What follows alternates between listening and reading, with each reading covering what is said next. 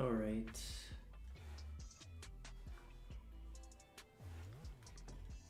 Let's get back to it. While I was waiting for the phone call, I actually figured out what the bug was.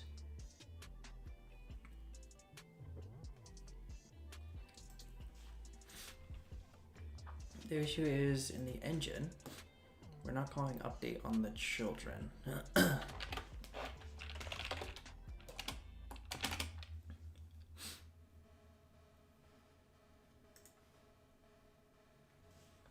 So what we basically have to do is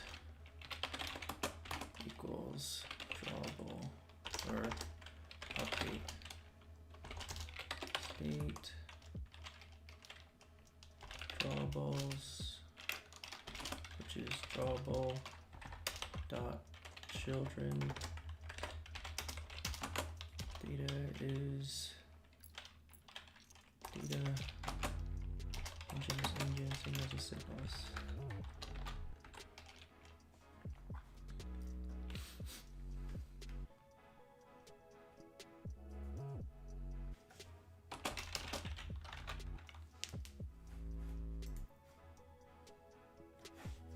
So hopefully it moves now.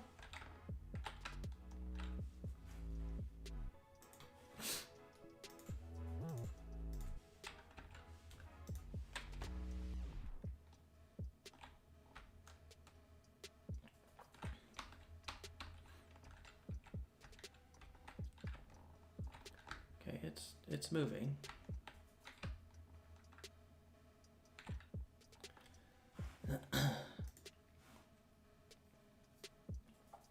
Doesn't seem to be drawing that. So we're also not getting 24 frames per second. Okay, now we are.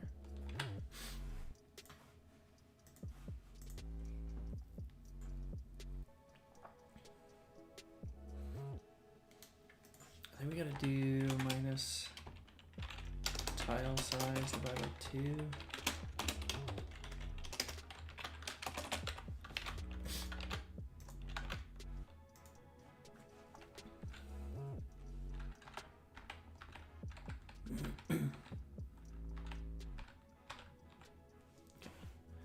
So our starting column, our starting row seems to be incorrect. Hi, the average brain. How's it going?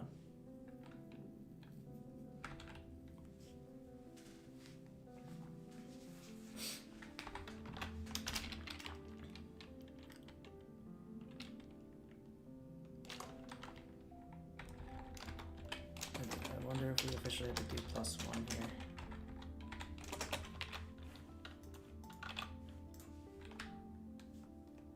It's just plain flat out going the wrong way.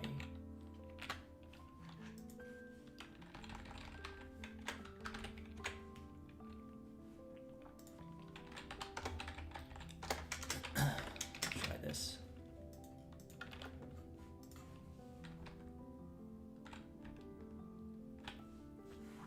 All right, now should we do +1? Should this be +1?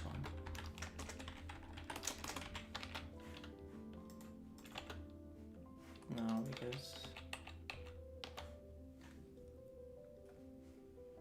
should this be +1?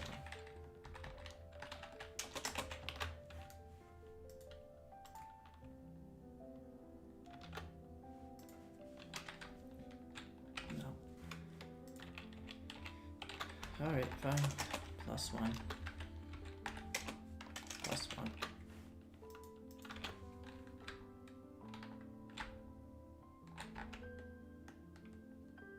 Okay, so the next thing is to bound the person, bound the character so they can't leave. So on update, we'll say state.player.position.x equals math.max 0 do player state dot player dot position dot x 0 tile size times columns. We're going to create that variable.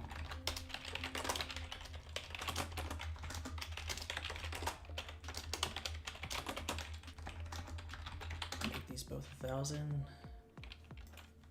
Look for 100,000. This is rows. This is columns.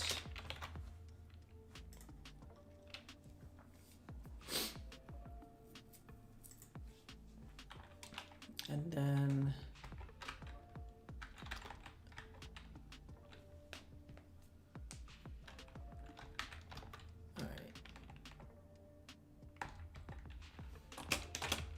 minus tile size. I guess we could do -1. I'll just make the character faster.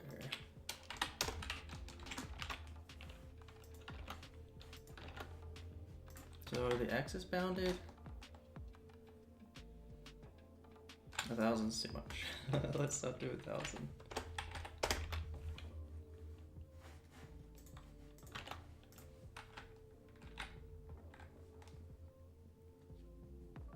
I guess even 100's a lot.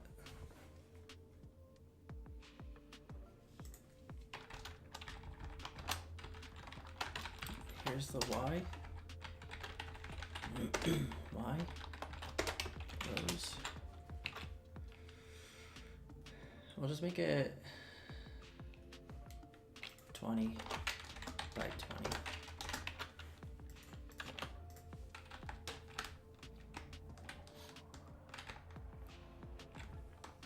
Okay, so we're stuck in the bounds. So the other thing, we want to go find transform.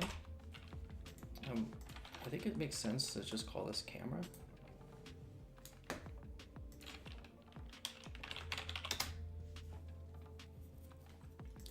And then we say const x equals this, const y equals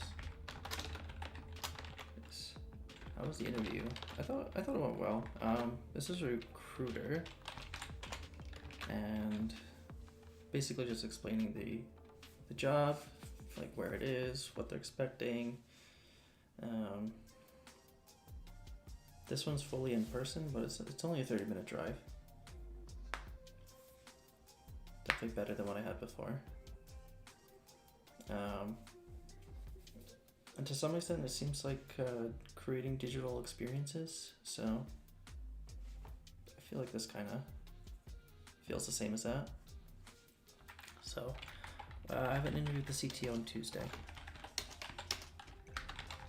We'll see where it goes from there. Thanks for asking. And one of my interviews from yesterday panned out to meet to do a technical interview too.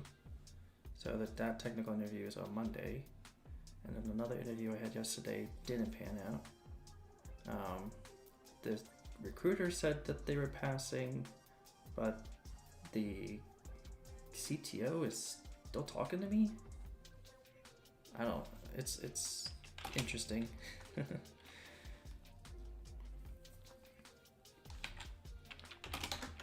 think it's gonna be a max 0. Min is gonna be. I want to figure out how far we can get the screen into the negatives.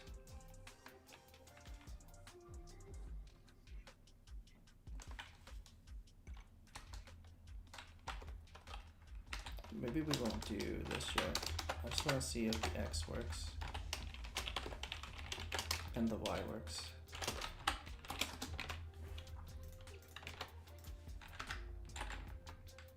Oh.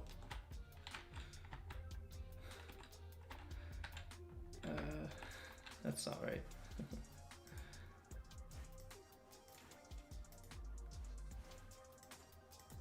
Alright, let's actually think deeply on this.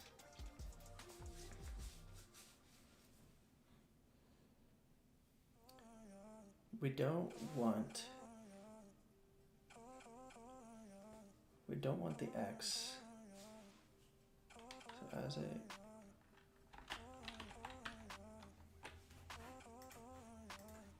what is the X right now? That's what I want to know.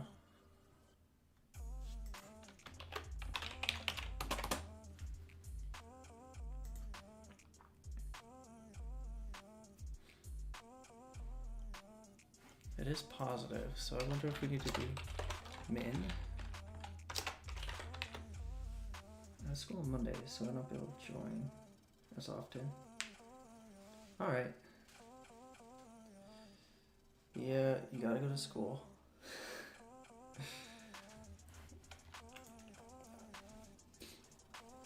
I mean, yeah, you can pop in whenever you can. There's also a Discord if you wanna pop in there and ask questions or participate. Actually, speaking of which, I need to manage my Twitch settings. Turn that post notification on. Alright,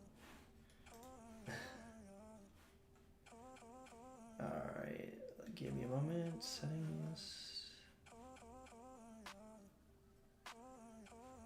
I always forget where this is. Yeah, I have Discord. Okay, it just didn't show it in the mobile app for some reason. I couldn't get it to show in the mobile app. Okay. But yeah, there's also a Discord if you want to chat there.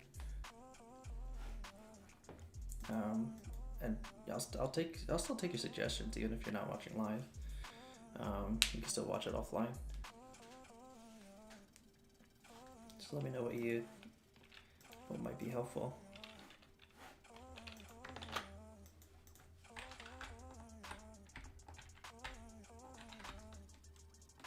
Okay, that's interesting.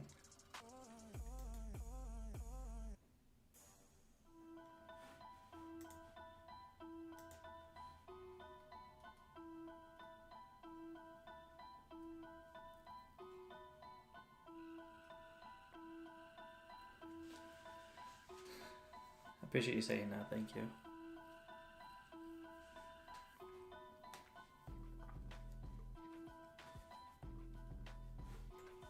Let's see, the X is 300, but we want the X to be, when you're all the way in the upper left hand corner, we want it to be 0.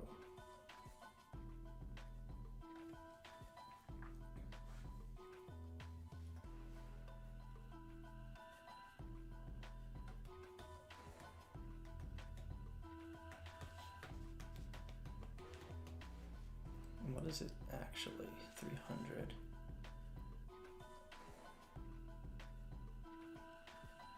Wait, but it is 0. The min of these two is 0. The min of these two is 0.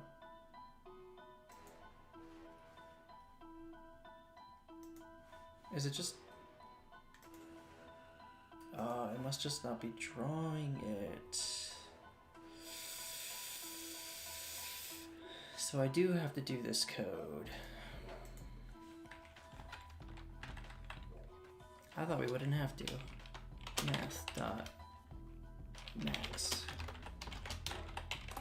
0. Math.max 0.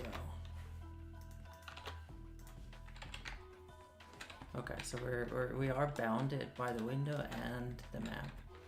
So now we just need to figure out the width and the height offsets.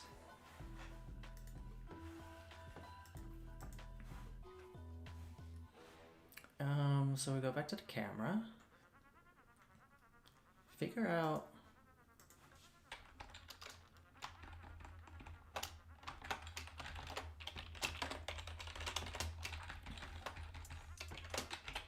the second number. Just gotta put a question mark there. It's not syntactically correct, but I'm not sure what else to put at the moment.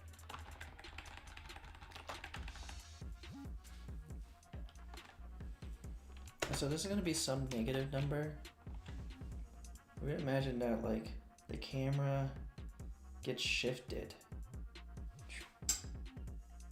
How many pixels? Well, for the X, it's going to be columns times tile size. But then it'll put it off screen, so we need to make sure it stays on screen. So we need to say plus width. Then we have to do the same thing again. Minus rows times tile size plus or minus. Wait, this should be minus as well. But do a refresh, and it doesn't work.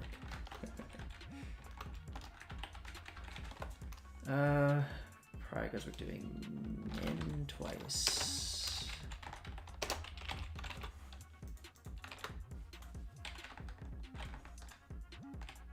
Okay, it's still not enough. This should be plus. Plus was correct. Okay. And so now when I'm all the way to the right, it doesn't want to draw those earlier ones.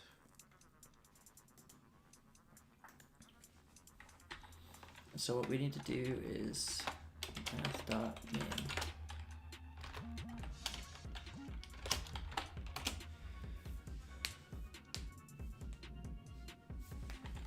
Maybe we calculate this first, and we just say rows minus shown rows,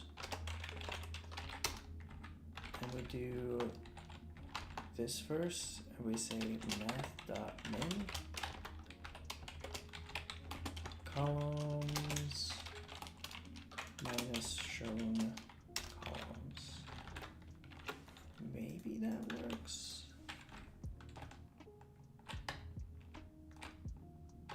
Okay, so now we have a fully bounded map, and the camera tries to keep you centered, but like if it reaches the edge, then we're good. We don't show the abyss. And we're still at 24 frames. Just to kind of push it to its limits, let's do 1,000. 1,000.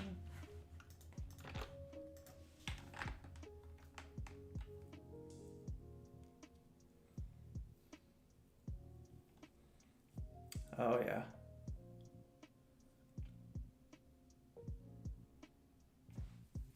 The question is, how big does this map need to be to feel unlimited?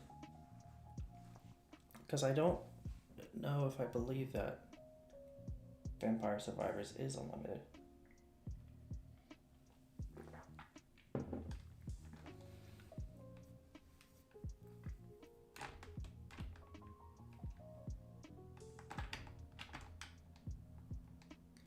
Hey, nice. We actually reached the end. Okay, we're not going to the other end.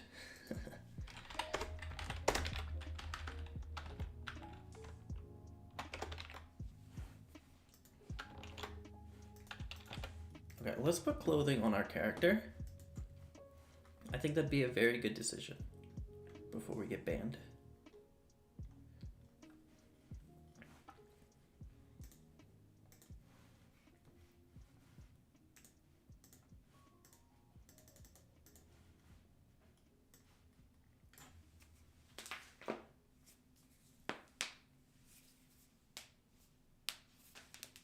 Okay, we don't want to blend in. So what I'm thinking is using like a purple clothing.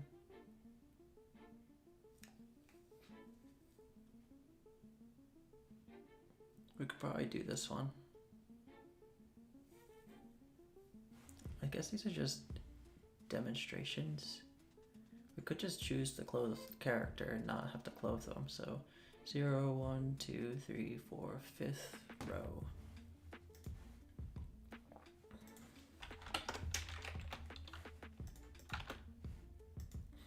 Beautiful.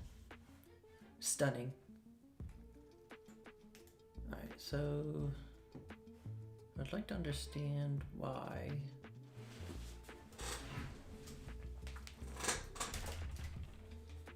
what if I made it row 1? row 1 looks like. That also gets cut off.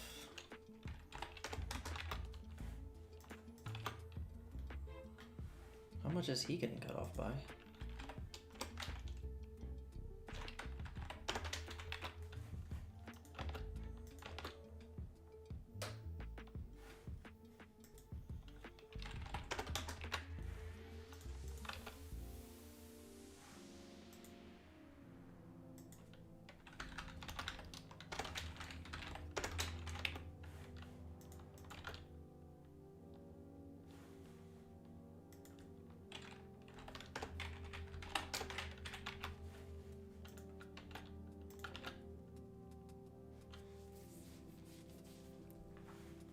Alright, let's do row 1.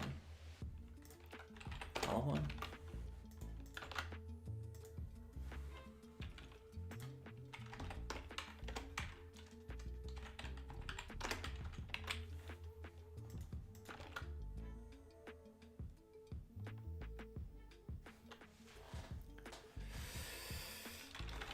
Row 4, column 0.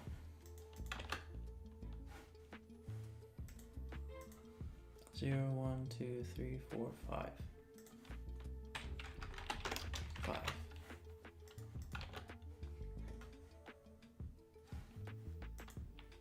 I think the padding is 0.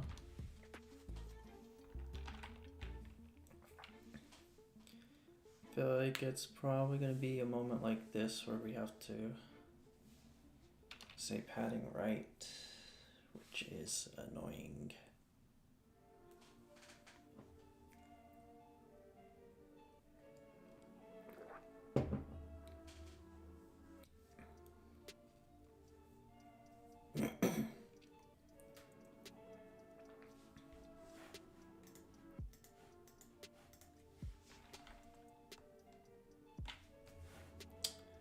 This shouldn't be -8. This should be minus tile size divided by 2.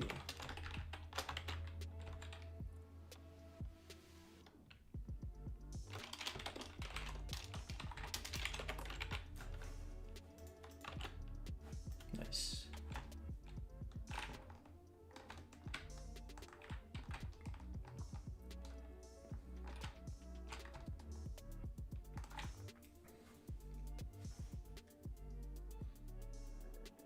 How was the interview? We're gonna have a follow-up interview. I get to meet the CTO sometime next week. So it was successful. It was good. It was just a recruiter. The recruiter worked with in the company, and it seems like they have a track record of actually getting people hired. So we made it to the next step. So I'm happy. Yeah. Technical interview process is complex.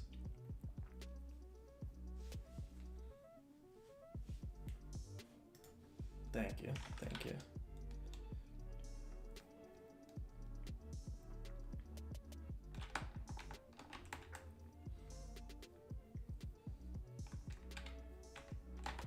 Okay, actually let's not choose the red character because they just blend right in. Let's choose maybe this character. They look interesting.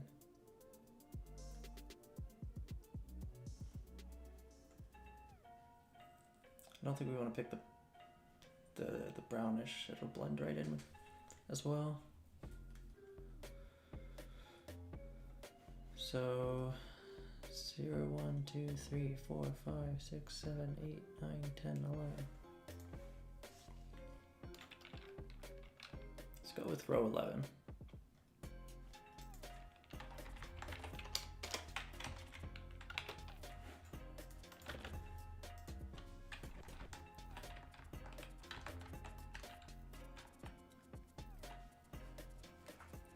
Okay. Alright, let's commit this.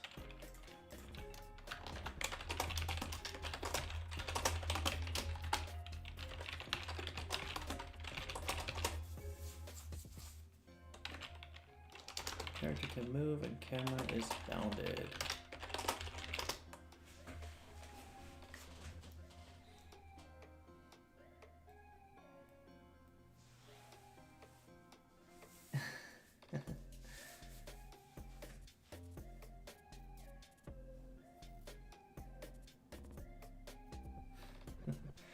I did try Copilot for a little bit.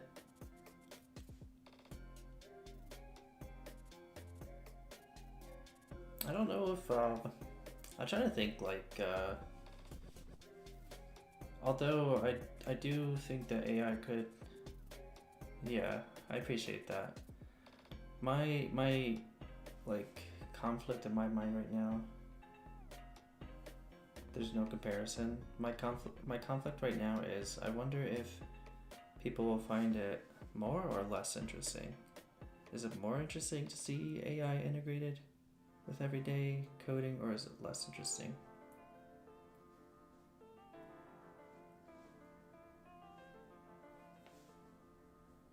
I'm sure that it'll code faster and fairly accurately, but like, I don't know. It's like, would you watch a chess player with a score of 3,000, an ELO of 3,000, but they only take moves from Stockfish.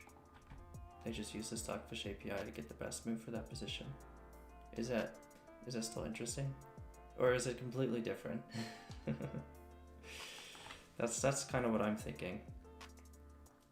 Like, I know the AI is not doing everything, but that's my holdup. I think coding with AI is something we need to learn since it's just development. It's like you learn a programming language in AI programming, you learn a prompt design. Yeah, I did think Copilot sometimes would make tasks easier for sure.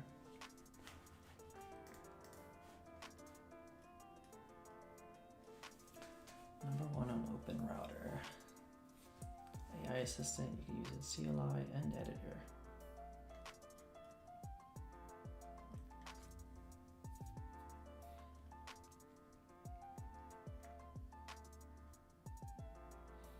Contributing. Create pull requests. Local development.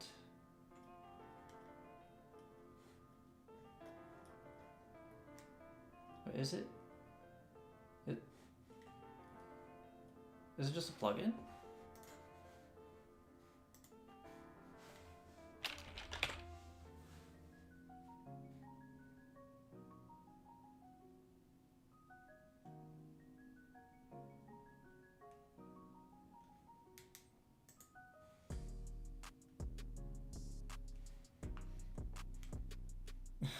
That's funny.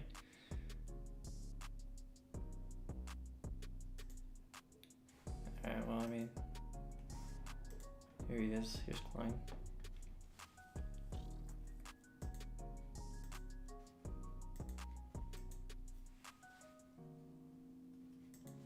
Is this secret? Okay.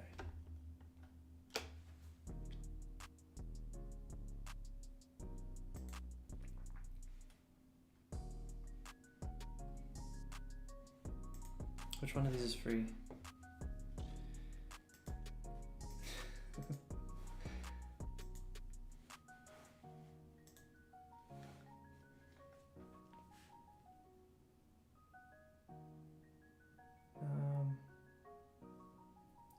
Maybe people want to join you on that journey. I'll just give you an idea. I let client basically automatically build a prototype for an app. Just able to pitch it to an investor, and right now I'm building it. If you want, I can give you an API key for testing. I mean, which one do you recommend? Oh, Gemini. I think I could do Gemini, actually. I might already have a API key for that.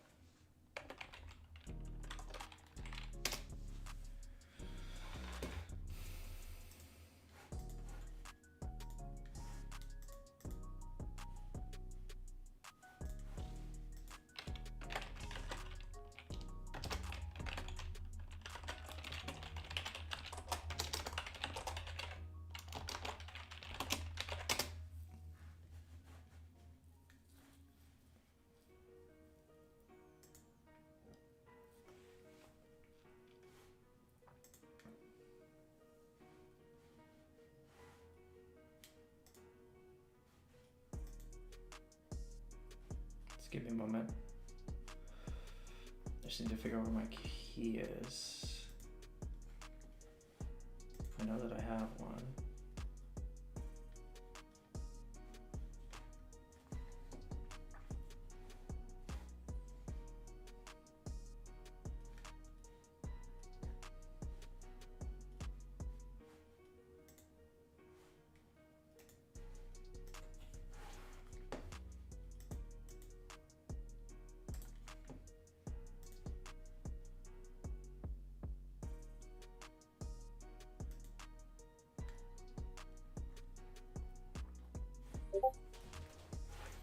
Alright.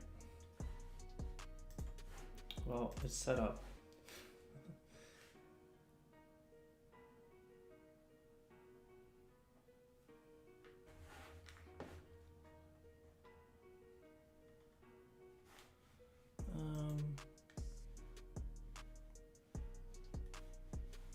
So will it do autocompletes for me?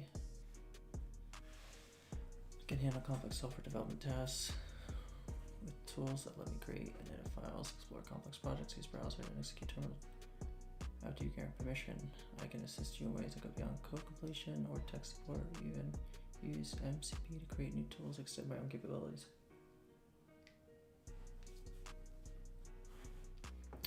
Okay. Let me see if it just code completes. Be ideal. What do we want to code next?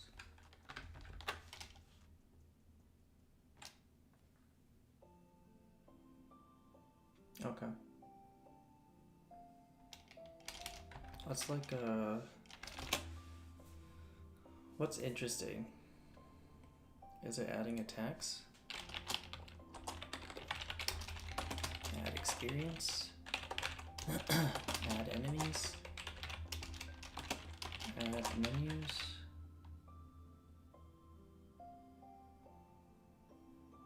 Try in a new window first so it's less intimidating.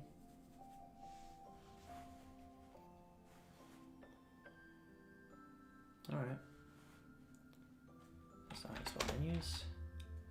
I'll ask it to do it for this next feature. Let's see what kind of code we get.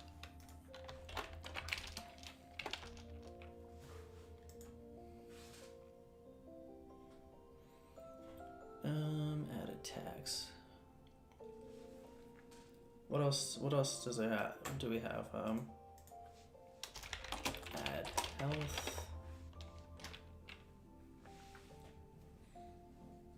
What sounds interesting? Kind of imagine the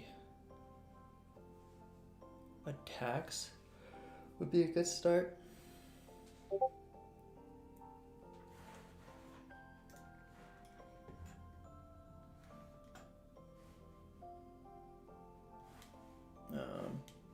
Oh, don't send it in. If you DM it to me, you can send it to me in Discord, but don't put it in the public group chat.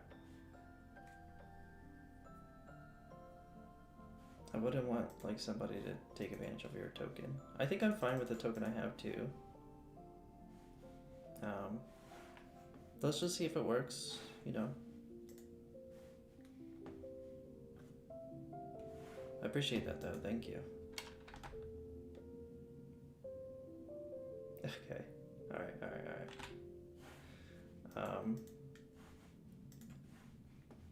I'm the Nagel Yprum, NAGOLYHPRUM, that's me.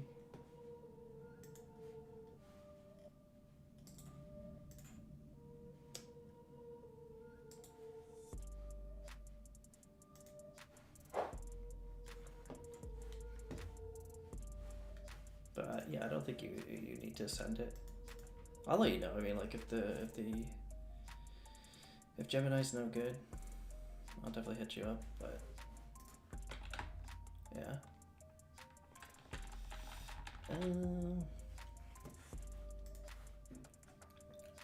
I'm wondering what an interesting attack from this game is.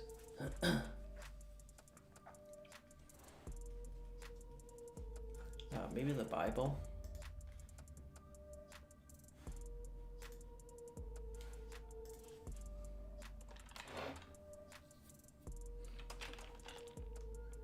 Let's go to Kenny. Go to assets. That's not the word, weapons.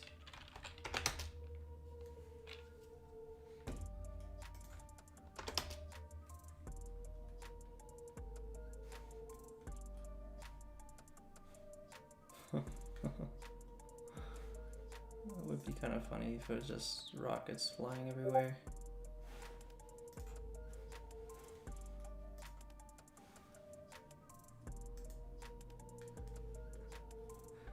Alright, I'll definitely use it if the Gemini is no good.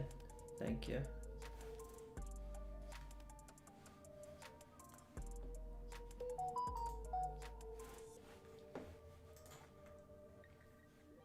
Blue sky, really interesting. Is it blue sky or blues guy? We'll never know.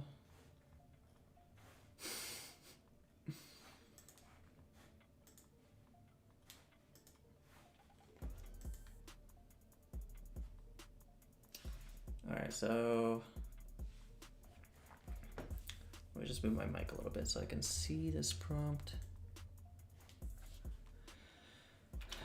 I would like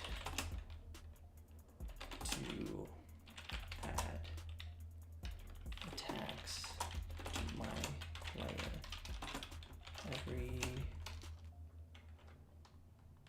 second, and attack should trigger. It can be drawn to the left as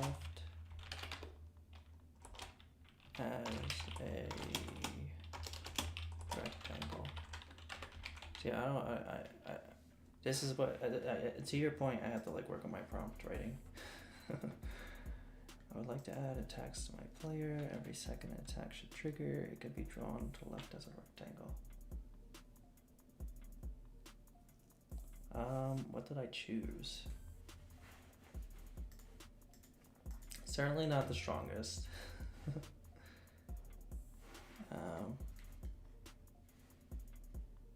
Oh, it's Gemini 2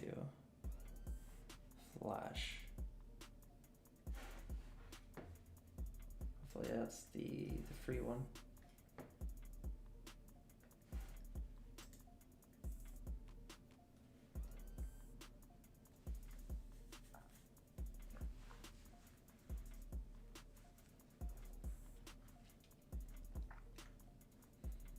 No, let's find out.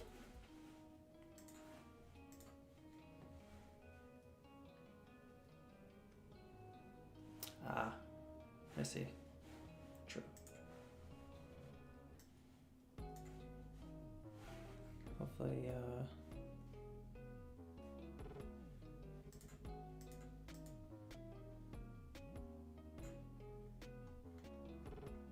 are all of these free? That's the thing. I don't have a card on file. I don't want it to be charged.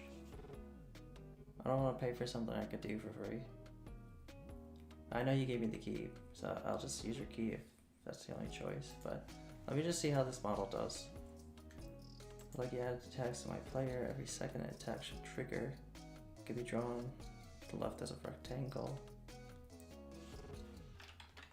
So, red rectangle. Let's see. I just want to see what happens. Client wants to read this file. Sure.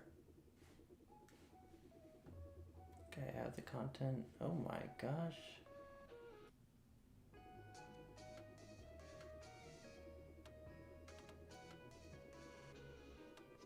What's all of this?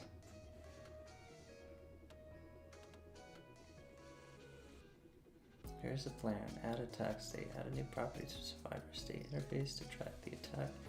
So include properties like is attacking, the attack's position and size.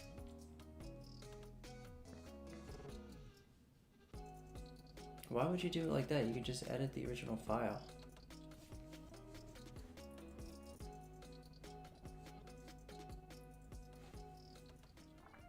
Implement attack timer. Oh, use set interval. That's also not ideal.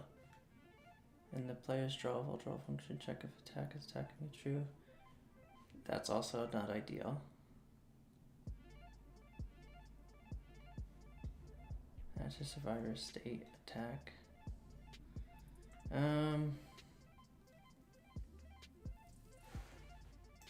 It's not really ideal.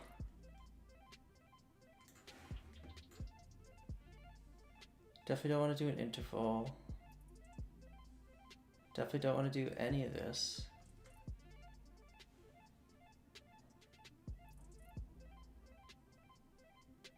Alright, I'm rejecting it because I was about to add the attack state to survivor.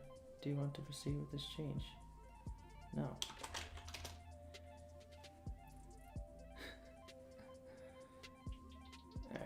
Alright,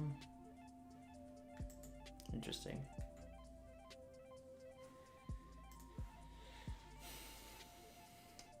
Alright, I think I'll have to ask it to do something simpler.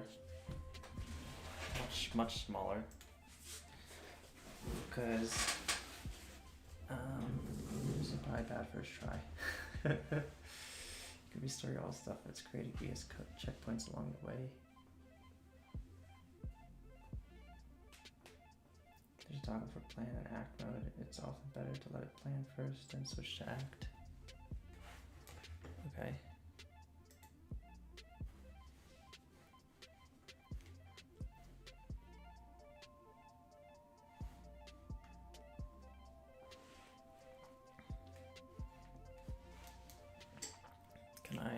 Okay, cool. I just killed that task.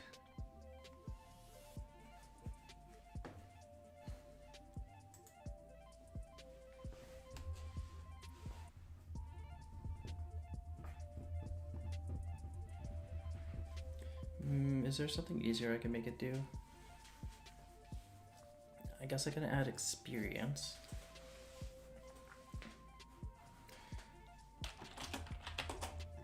Excuse me. I want to draw experience orbs all over on the character player, just near them. They should collect them.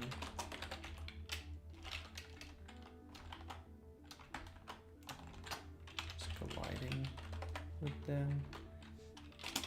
They can appear periodically anywhere on the ground every few seconds. They also disappear after a few seconds.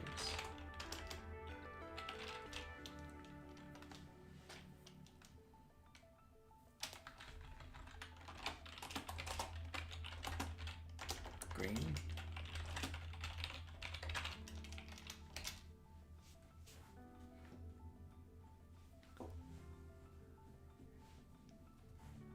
Approve.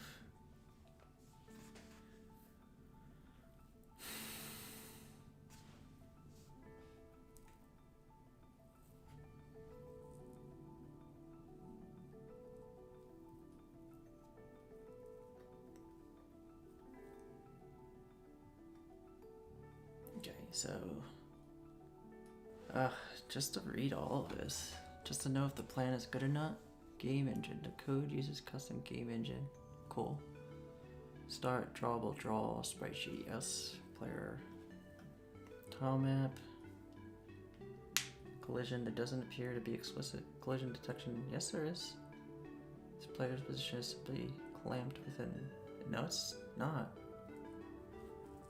It's also not clamped.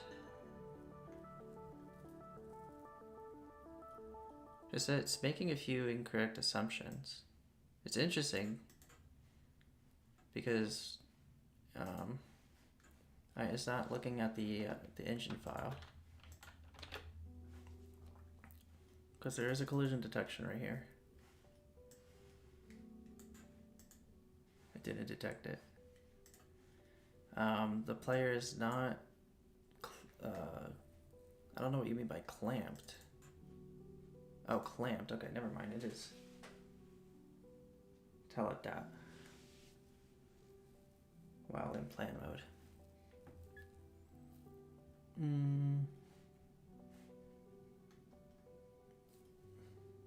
Tell it to look at all the files in the project first.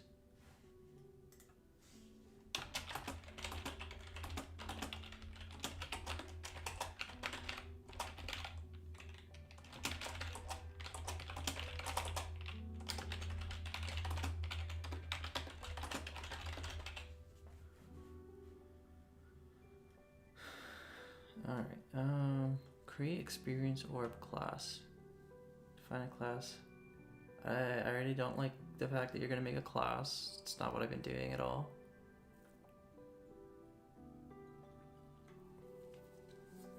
Spawn orbs. Do not use a new class. Try to use drawable instead.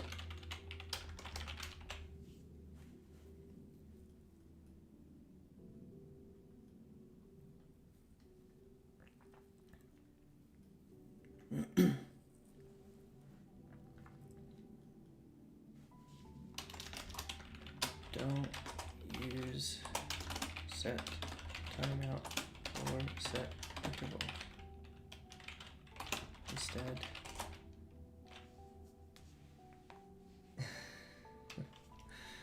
Instead, don't use set timeout or set interval. Instead, add a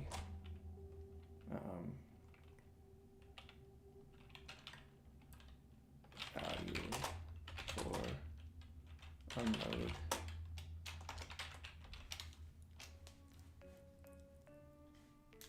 Handle or collection.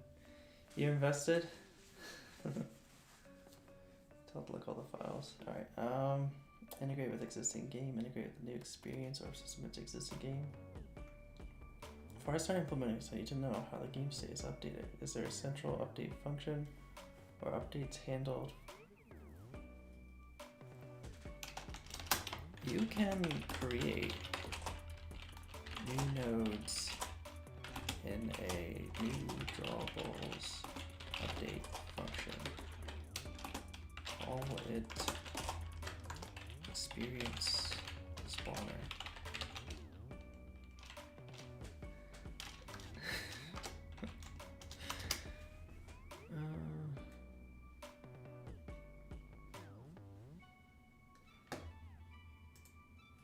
I hope I did that right.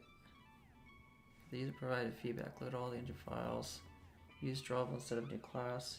Use unload value instead of set timer interval. I need to revise the plan based on this feedback. First, I need to find the collision detection function. I will approve.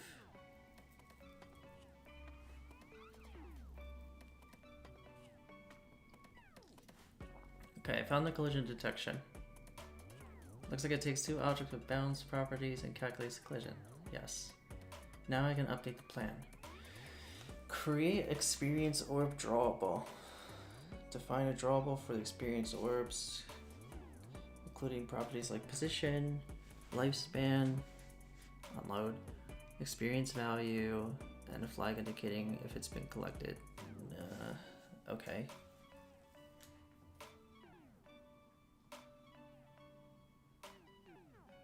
Okay, well, we don't need a collected flag. Just remove it. Collected. Create experience spawner drawable. Create a new drawable called experience spawner that draws orbs randomly on the ground at set intervals. Don't say set interval. The drawable will manage the creation. The drawable. Manage creation edition.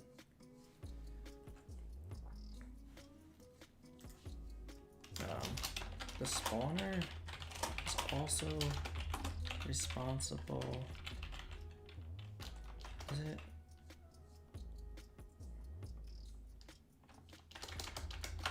If the spawner remove the old orbs too. Implement collision detection. Use the existing collision detection function to check if there are overlap between the player and the orbs. Handle orb collection. The orb hasn't been collected. Add the experience value to the values which need to be added to state. Okay, that sounds good. The unload value will be used to remove the orb from the game after a certain time. That's cool. Integrate the existing game. Integrate with new. Okay, Survivor TS. You need to read the game. Okay. Well, first I need to. Oh, I pressed enter rather than shift enter.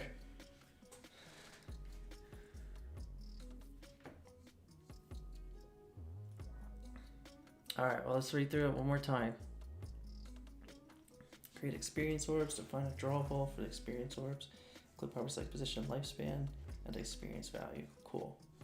Create experience spawner. Create new drawable called experience spawner that spawns orbs randomly on the ground at set intervals. The drawable will manage the creation, addition, and removal of experience orbs. Manage the creation, addition, and removal. I don't think it needs to do the addition, but it's fine. We'll just see what it looks like. The spawner will also be responsible for removing orbs when their unload timer. Fine. Use the existing collision function. Sure. When a collision is detected, add the experience value, which needs to be added to the state, and set the orbs. That's a cool solution. Set the orbs unload value to 0, I guess. The spawner will then remove the orb. That's cool. I like that. That's an interesting idea. I probably wouldn't have done it that way. Integrate with existing game. Integrate the new experience orb system into the existing game logic within Survivor TS file. Yes. I think I have enough information to start implementing this. I'll ask the user to switch to act mode. Okay, I have a plan for implementing experience orbs. I'll create an experience orb drawable and experience spawner drawable. Use existing collision detection function. Handle orb collection. Can you please toggle to act mode so I can start implementing this? So kind.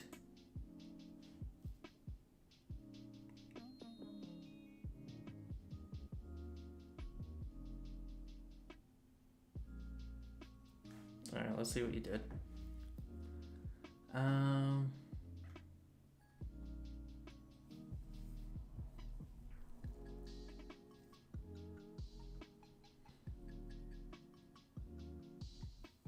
Client wants to edit this, but I kind of don't want it to be here.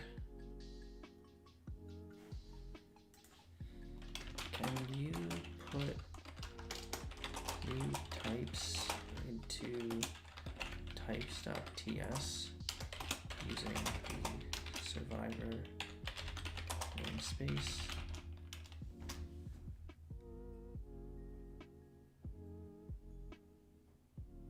Okay. I did it. Client wants to edit. And this is part of the player, which is great. I like that.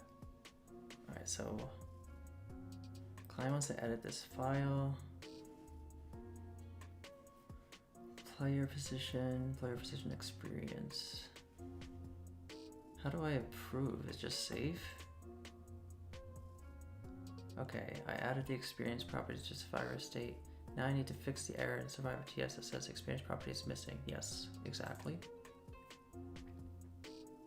Okay, I added the experience property to the player and fixed the error. Now I need to add the experience orb type to types TS.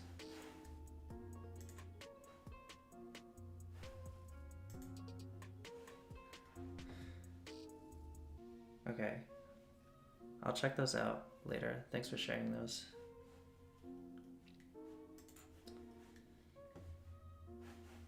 Okay, let's get back to this. Can you put it into the survivor namespace?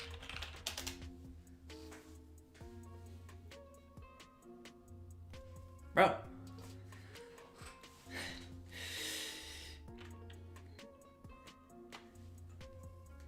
You're not doing it. Wait, where are you putting it? You're putting it in the breakout namespace. That's the wrong namespace.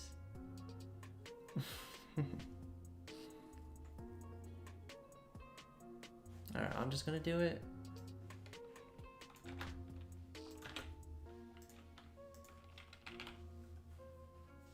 Alright. Okay, the user moved. The user, it knows. The user moved the experience orb type into Survivor namespace and fixed the formatting. Now I need to add the experience spawner drawable to Survivor TS. The drawable will be responsible for spawning, managing, and the experience orbs. Wow, incredible. Okay. Data.now is incorrect.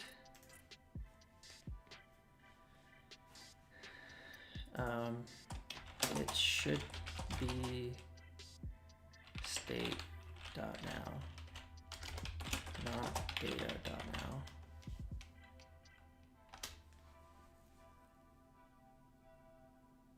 Hopefully it knows what I meant.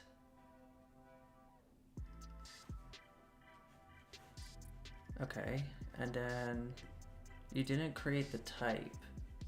You missed this a very important detail of adding this type.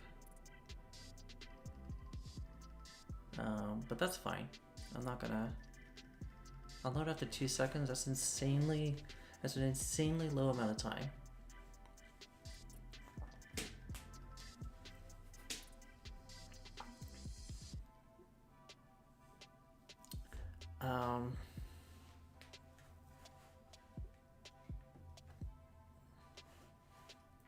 I think no. Now is milliseconds. In case you're wondering, because I just realized to be concerned, I can't see any of your prompts.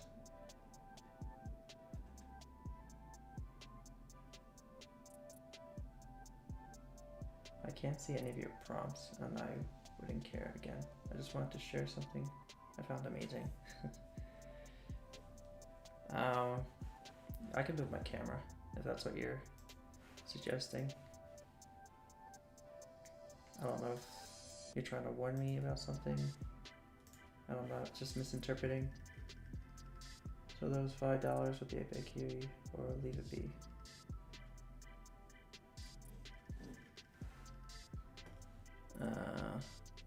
Wait, what are you saying? Well, I mean, I never gave anyone my credit card, so I don't think anyone could charge me. And I'm pretty sure this model has free tokens up to a certain amount.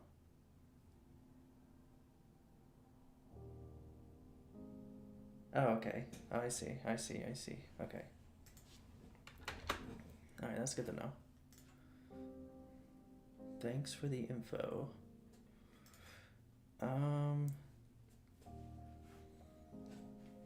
This is every 300 milliseconds. The problem with this is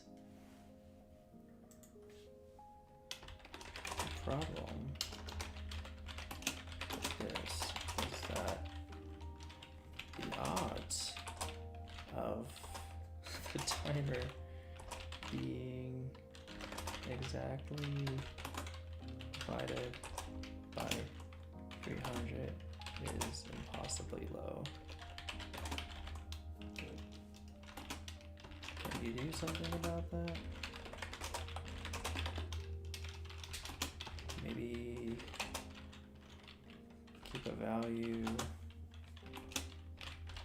of the last experience generated at.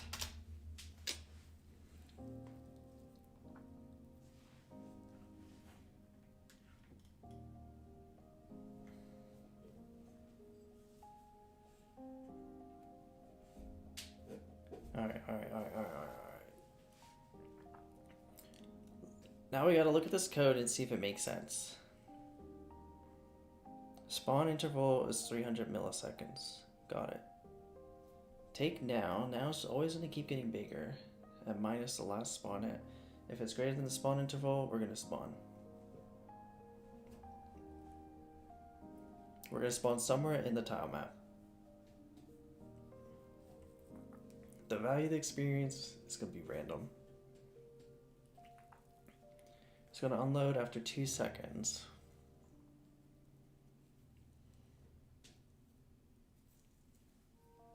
Add the orb to the state.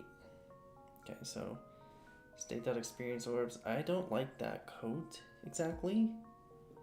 I'm gonna say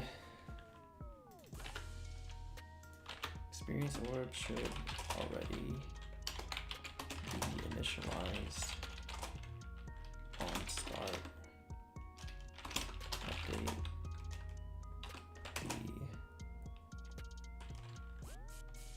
the initial state to reflect that.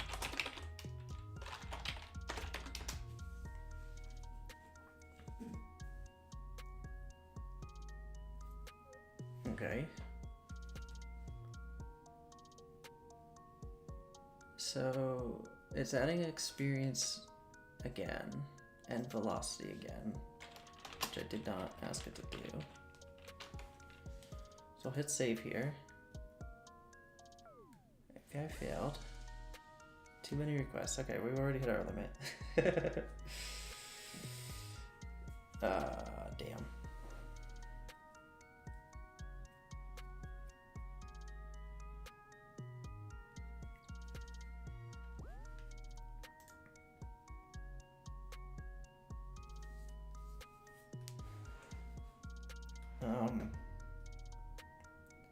Can another model pick up where this one left off?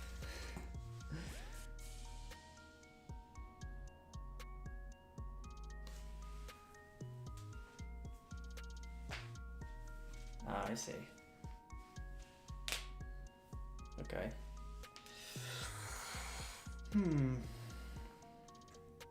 Okay. Alright, guess I could try using one of your keys. Because I'm already out. Where are you at?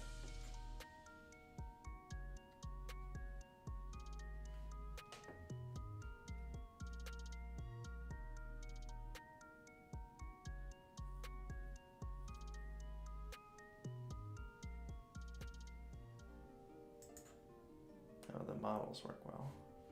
Well, we're already out of API key for the day.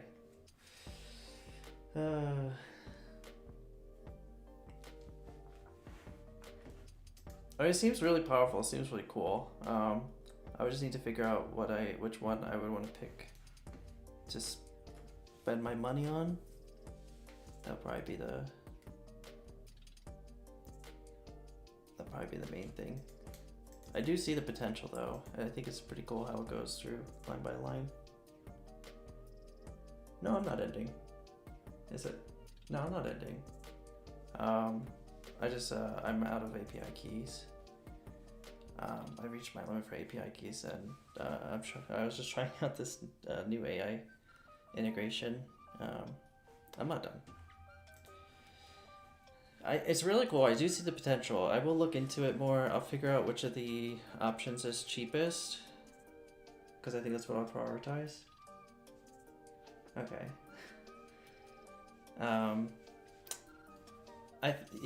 I like it going through, and I see the plan that it has, so I'm probably gonna continue with its plan.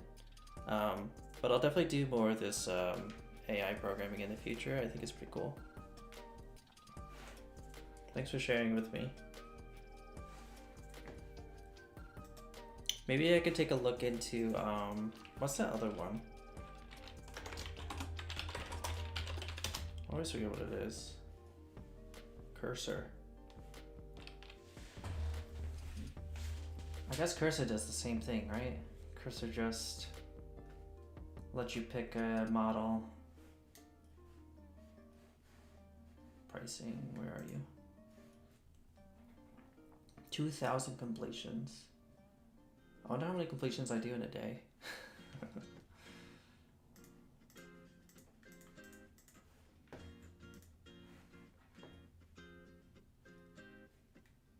it's just as worse.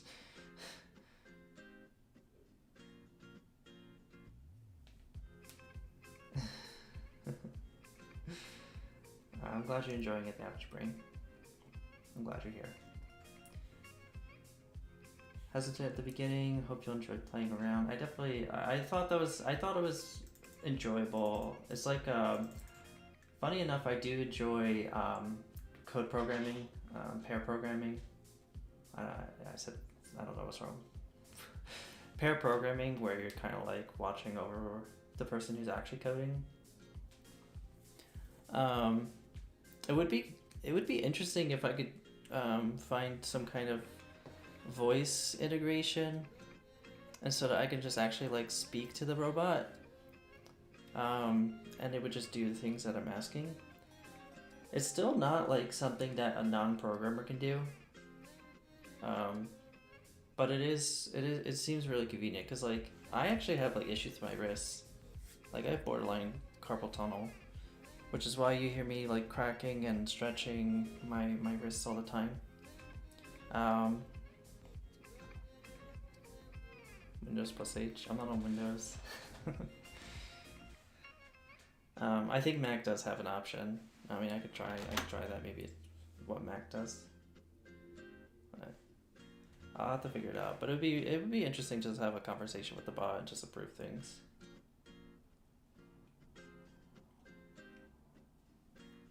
Maybe I'll have like AI days, but it's just pure AI.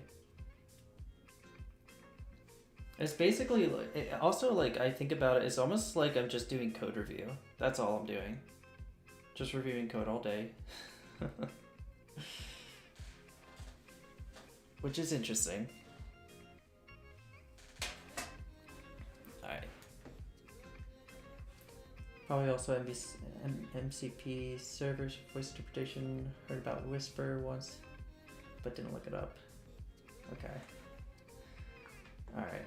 I'll definitely look into it. There's got to be like just free accessibility software that would just let me speak into it and it'll just type for me for accessibility purposes. Alright, so that was cool. I'll use it a little bit more every day. I'm gonna stick with the free for now, just because like I want to like ramp up to using it more and more. But it's also like kind of something sneaky you could do working at a job full time, and like I could see the potential of like doing multiple projects really quickly with it.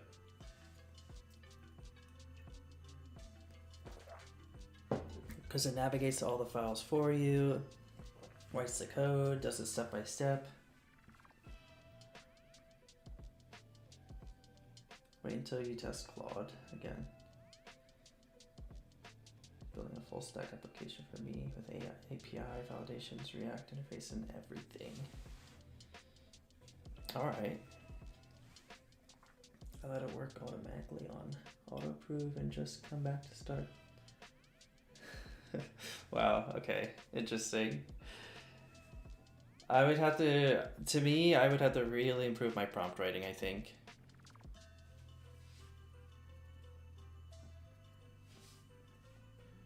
Nice. Oh, it is really cool. I think like usually when I think about paying for something, it's not like necessarily. Usually I try to evaluate how much time it's saving me. And I think if I got really good at the prompt writing, telling it exactly what I want, how I want it, I could end up saving a lot more time by doing it. And interestingly enough, I feel like client would actually say a lot of the thoughts I probably wouldn't say out loud anyway. So maybe it is better in that way. Learn by doing, just like you learn any other programming language. Yep. For sure.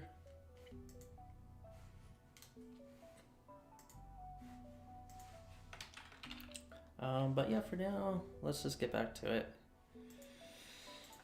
So we want to do experience orbs as an array of experience.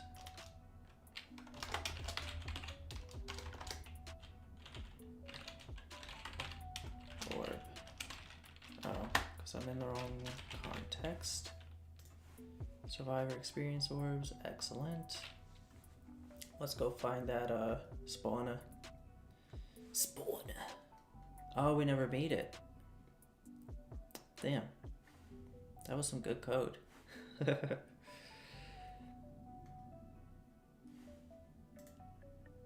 Alright, yeah. We're at the limit for today. That's alright.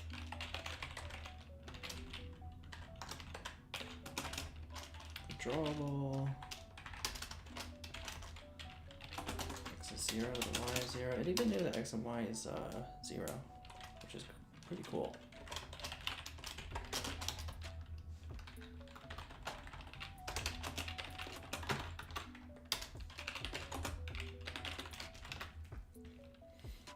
And then we'll add this to start. Now I know this isn't how experience spawns in the game, but I think it's one of the easiest things to add. So we'll say survivor dot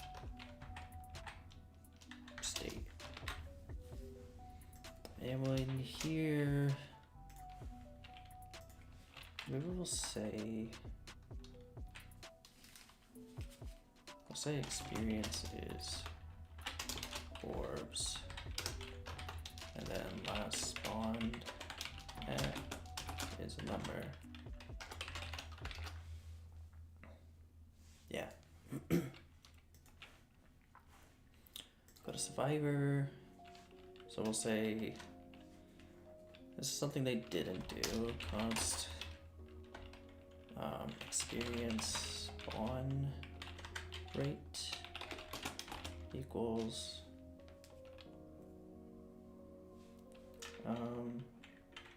every 100 milliseconds is fine with me for now.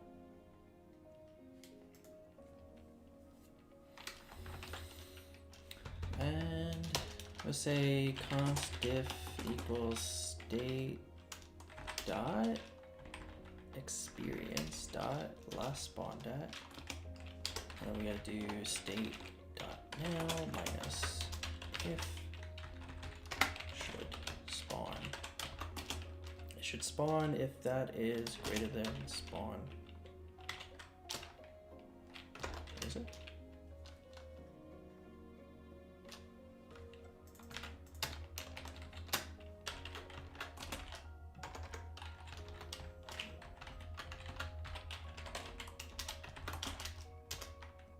And then in here we'll say state dot experience dot last spawn dot equals state dot now.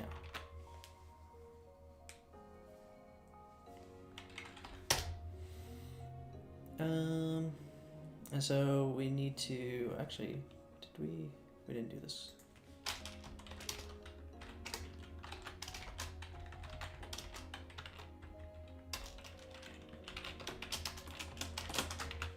Okay, so an experience spawns instantly.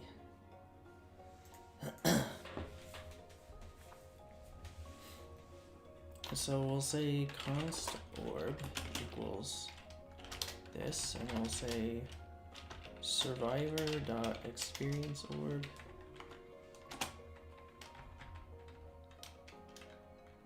the value is math dot random times 90 plus 10,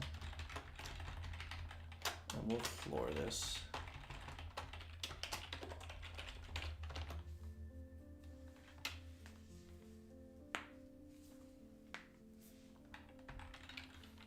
And we'll say state dot experience dot orbs dot push orb. The x is math dot random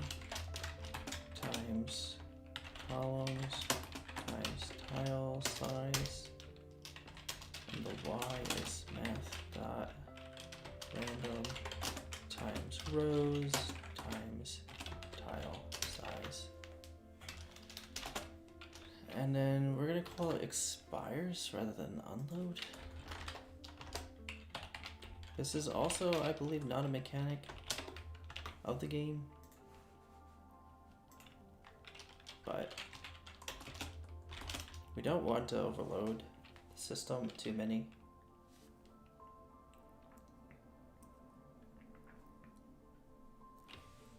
Let's see, it expires at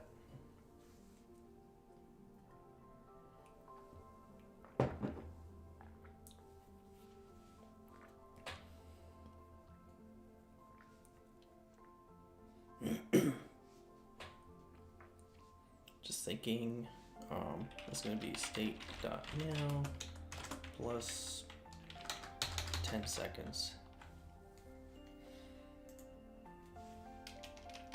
And then we'll say state.experience.orbs equals state.experience.orbs.filter orb if the orb dot expires at is less than state.now, it's greater than state.now, then we'll keep it.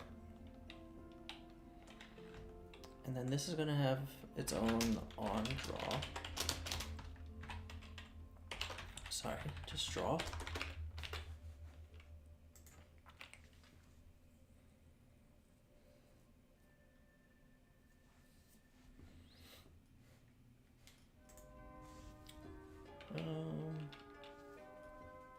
Experience spawner.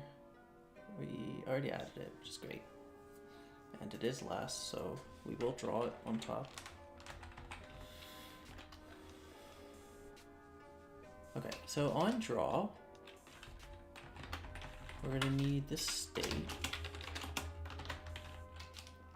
And the state.experience.orbs.for each. Actually, they should be in the camera because they're gonna transform with everything else. I'll just change the order a little bit.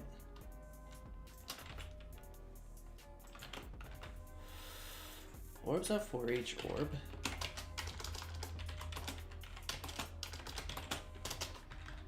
We also want the context.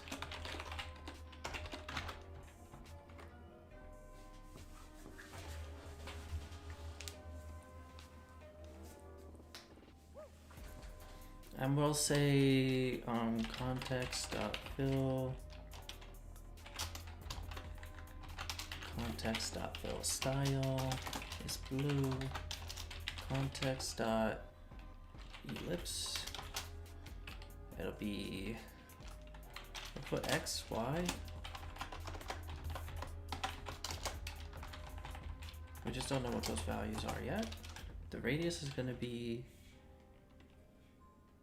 orb dot value. The radius is going to be orb dot value 0, 0, 2 times math dot pi, and then we say const x equals orb dot x minus, let's do radius. What does this want, width or radius? Radius. The radius is orb dot value. That's fine, yeah. And so the x is going to be minus radius, and the const y is going to be orb dot y minus radius. Okay. Oh my god, what a beauty. Okay, so what we didn't do is context.begin path. Alright, let's see if we can find some orbs. Oh yeah. There we go. My head moved. Am I lagging right now? Oh, my head moved, yes, yes, indeed. Here I go on a magical journey. Yeah, I was just trying to show the AI interaction. All right, let's see. Okay, so they're popping up, then they're disappearing.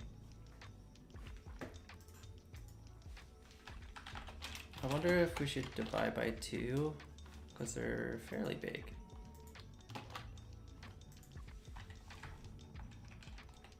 And then we need to add collision to collect it. And then we probably need to add a bar at the top to show our progress.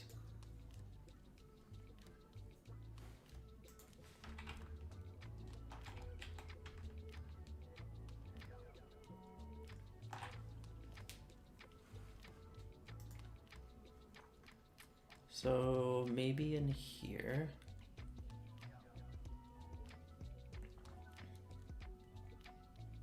We'll go to the spawner.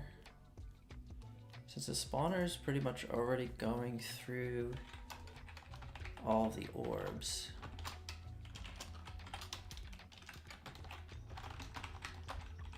We could do return this.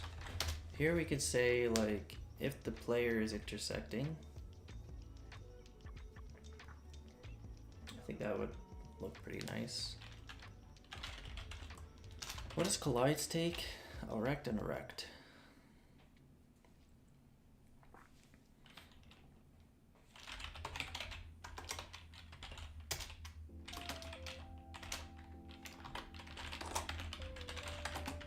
Here's the collision. I don't think we need to know anything beyond whether it collides or not. I will say orb dot expires at. The orb expires when? Now.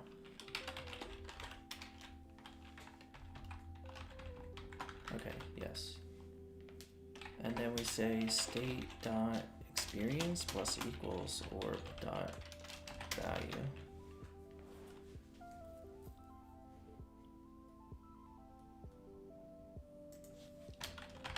Dot collected. Oh, it's player dot experience. Player. So here the X is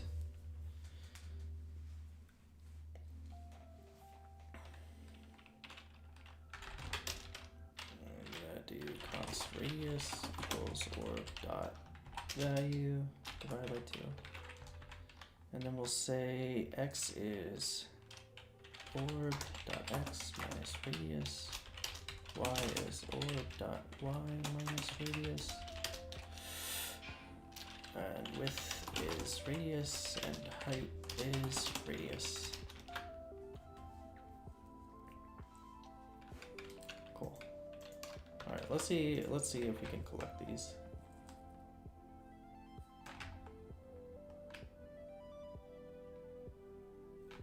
Okay, it's kind of working. The collision is not quite right, though. So let's try to think about why that might be.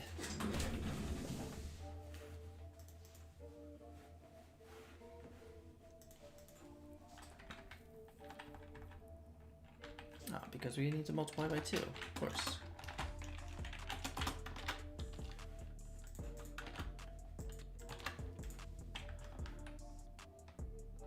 I should be able to pop these with my corner.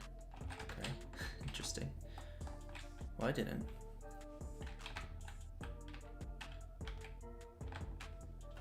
So collides A and B. There's the player bounds.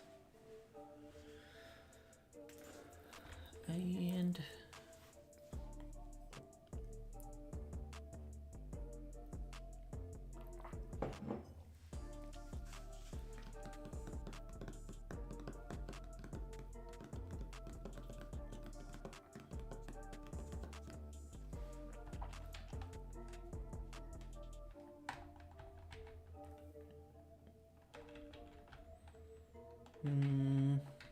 let's see. orb X. Trying to get the X is the center minus the radius. The Y is the center minus the radius. The width is radius times 2. Checking against the player bounds. Then we say that it expires and the experience goes up. Let's add the experience bar too.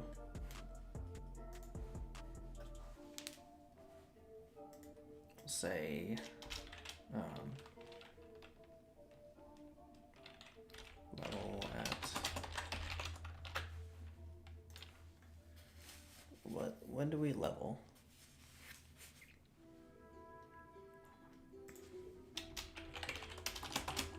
Oh, 10,000? A level 1? And so what we'll do is we'll say const experience bar is drawable with survivor dot state. The X is 0, Y, excuse me, 0. The width is width times state dot player dot experience divided by state dot player dot level at. That'll give a value between 0 and 1. The height is 50. The background is blue. And it's not going to be in the camera because it's just always in the same spot on the screen. It doesn't move with the camera, so we don't put it in the camera. Okay.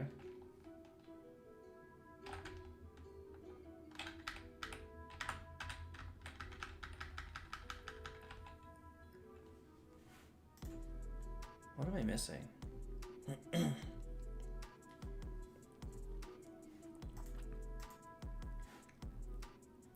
Interestingly enough, I don't see a red outline for some of these circles, even though we're in debug mode.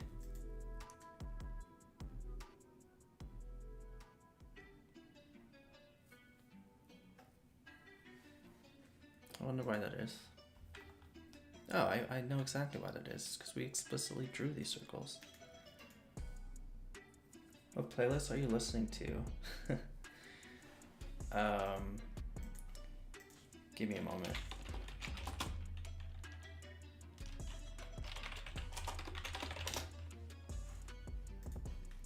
So I'm listening to a free open playlist that was recommended by Twitch. And I just picked, where is it? Stream Beats.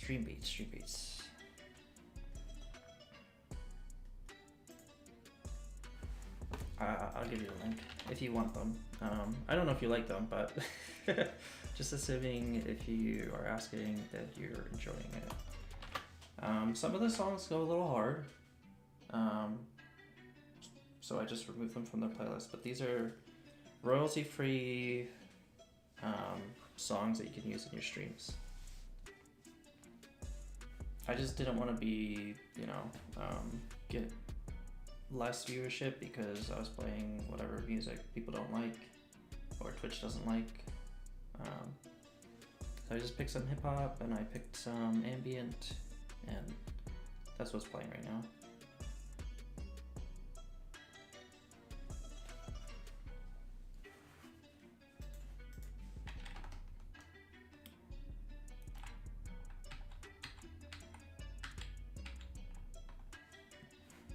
Let me just make sure I'm also drawing the circle in the right spot.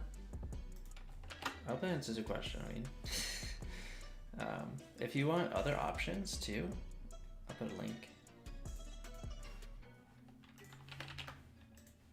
I got you.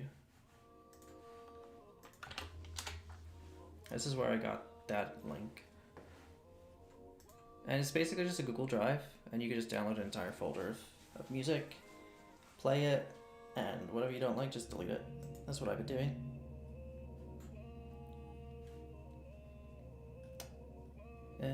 But yeah. So, X and Y.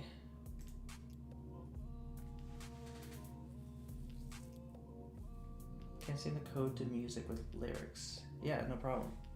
Yeah, I mean it's a pretty good free playlist. I do hear this. This is a common issue too. Having lyrics makes it difficult to really focus on the problem you're working on. So I totally get that. The problem is that we don't need to do this because it already draws at the center.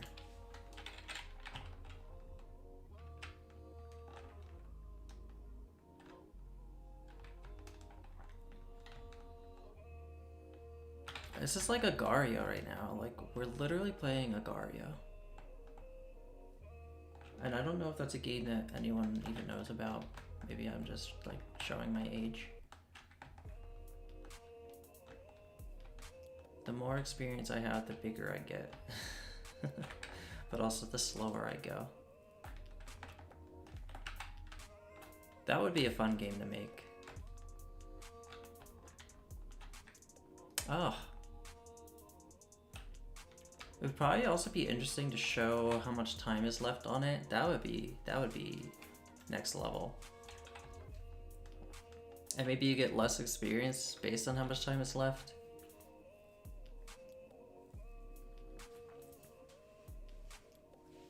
That way you don't start running for something that's about to run out. Okay, you know it. You eat dots and you eat other characters. I'm so bad at it though, but this is a really clever game. At least, well, I don't want to open it right now because sometimes there's adult content on the site because it's basically just a haven for advertising. Yes, I suppose so. No, the 19-year-old knows it, right? Yeah, the 19-year-old knows it. So the game's not that old, right?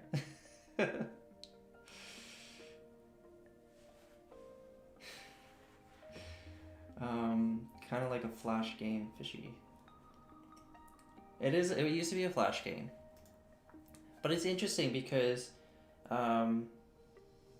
the game gives this supposedly the game gives this illusion that it's multiplayer, but it's not actually multiplayer. It's actually bots.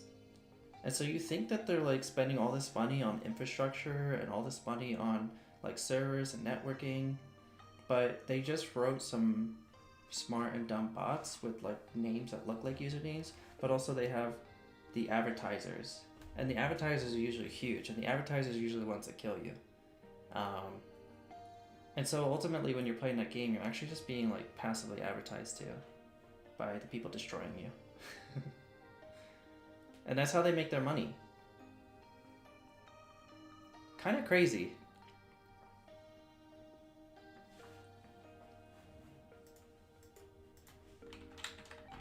Yeah, I would play that game and I was like, these people are nuts. Like, they're so good. But it's just a bot. Or I was so bad. Let's do 1,000 so I can actually level up. Come on, let me get it. Nice. Oh yeah.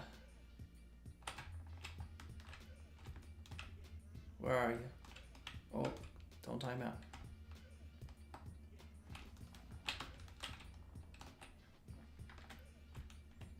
So we probably should.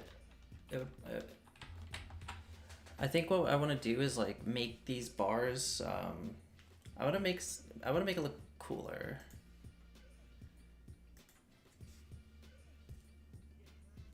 there's other games like this too, where they have this illusion of multiplayer, but they're not actually multiplayer.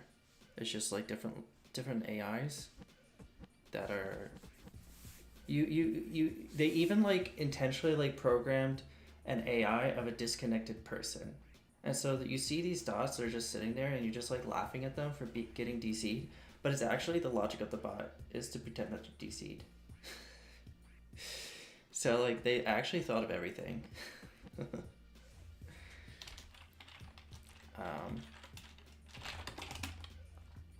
Let's do expires at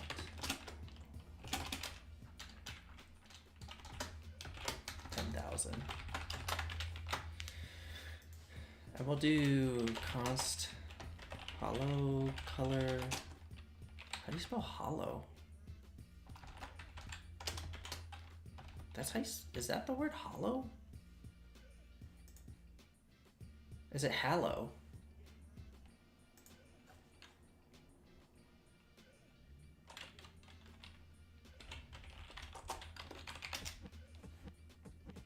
Oh, this was almost, I almost got banned for this search. Oh my gosh.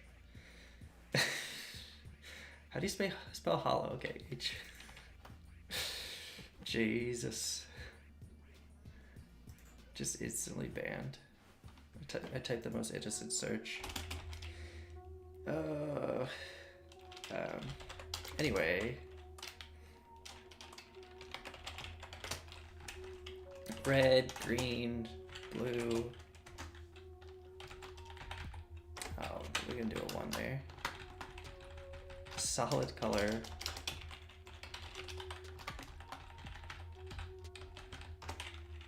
0.5. It's actually, we did it backwards. Perfect. Professional. That's how you know you made it.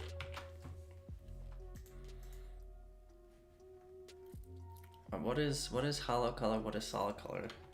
That's the question of the day. We're gonna say children is another drawable. X is 0, Y is 0, width is just width, and height is experience height. That way we only have one variable. Const experience height equals, we'll just say 20 for now. We'll go over to there. And then we'll say that the background is, this is the bar that's going to be filling up, so this is the solid. And this is the bar that is always there, and so this is the hollow. I guess we should put survivor dot state here.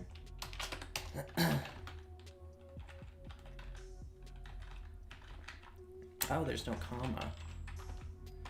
Of course, I knew that the whole time. I was testing you guys. Okay.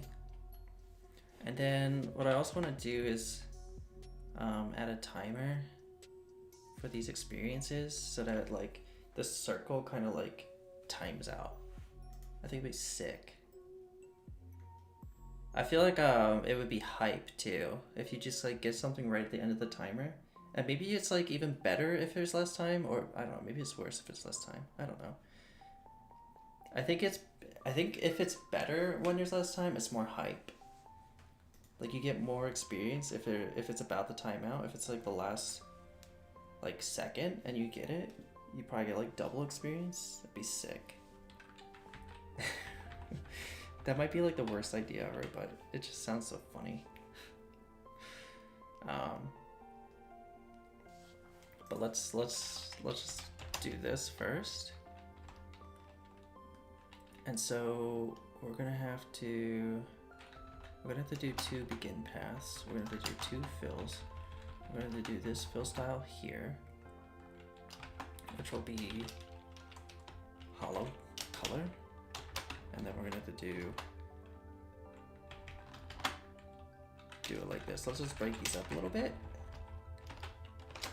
solid const percent equals, we're gonna get the diff, which is state.now minus orb.expires at divided by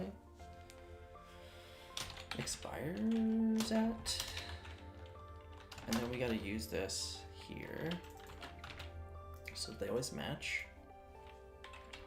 And then we just do times percent, and then we basically just hope and pray that it works, and it doesn't.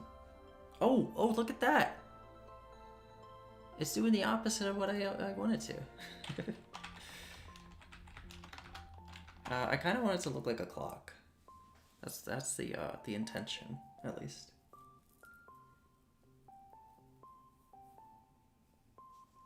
How do you do that?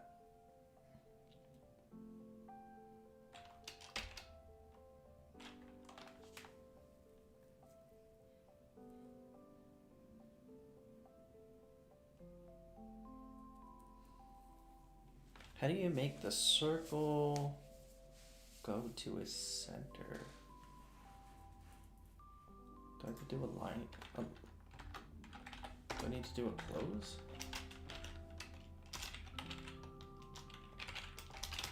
I don't know. Try it.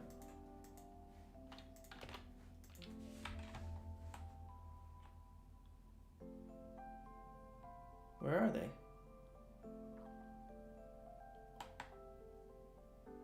Where the heck are they? Are they not drawing? Okay, there they are.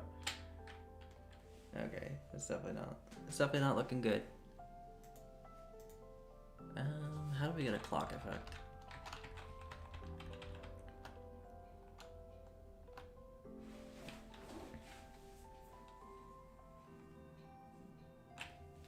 I think we do line to XY?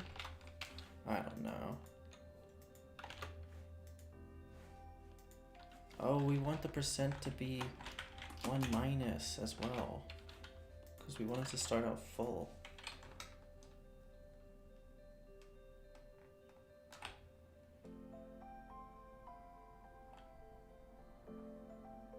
I don't think it's working, guys.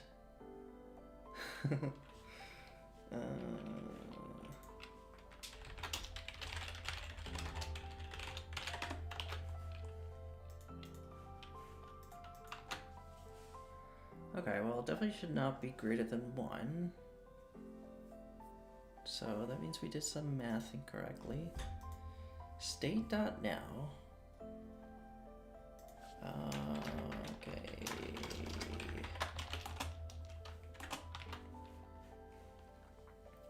That's making it so that the number gets smaller and smaller,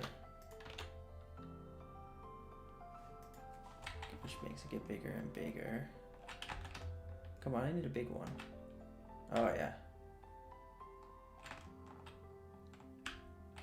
Oh, yeah. But it's backwards. It is backwards. Back to being backwards. It should slowly unfill.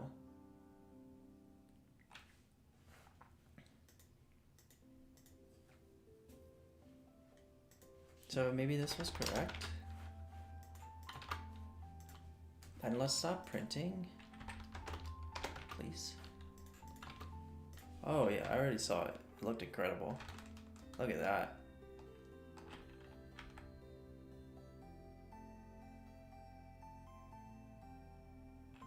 Goodbye. Okay, so I think that the hollow is too dark.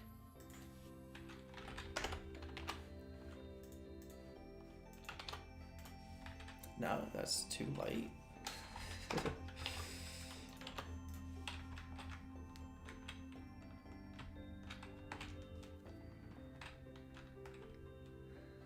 Oh, we're getting some experience here, y'all. Give it to me.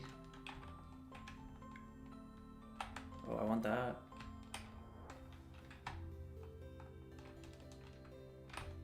that. I got time. Come on, come on. I got him.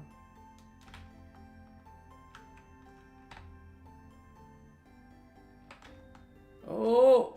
Oh! Dang. Oh, I want that. Oh no. Ooh.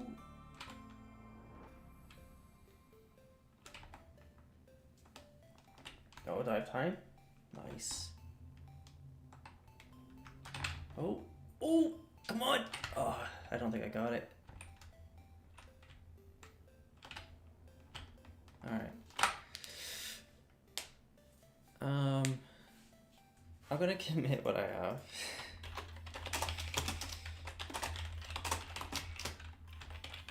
Add experience collection. Cool.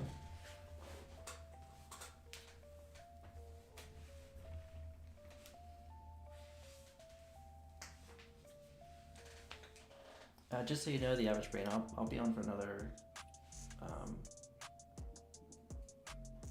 like 2.5 hours. On until 5 p.m. Eastern time. So hopefully this game will get way more hype. I know that we're doing mechanics that don't actually exist on the game, but I don't know. It seems cool. Okay, so we did experience. So another thing we might want to do is add levels. I definitely think attack should come before enemies. The thing is, I don't know what attacks we're gonna do. We might have to do open game art.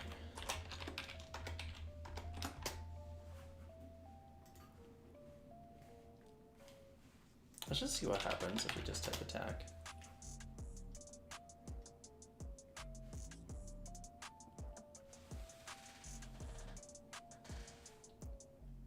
You gotta go around 5 p.m. Okay. Alright. Thanks for the update. Let's take a look at this one. Okay, this has a character attached to it. So unfortunately, I don't think it's gonna work for us. It's cool though. It's a cool little animation you got there. But I just want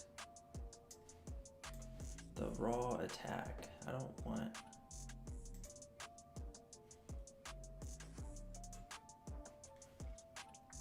Let's take a look at this one.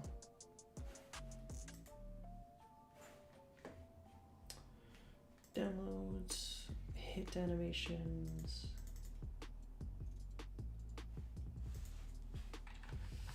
Let me delete some things. I have too much stuff on my system. Let's take a look at this. All right, these are pretty good. These are pretty good. I could use these for sure. All right, Victor, thank you very much. Bring it to here. And we will go to Public Survivor. And we'll rename this to Attacks. And we'll include this link in our README.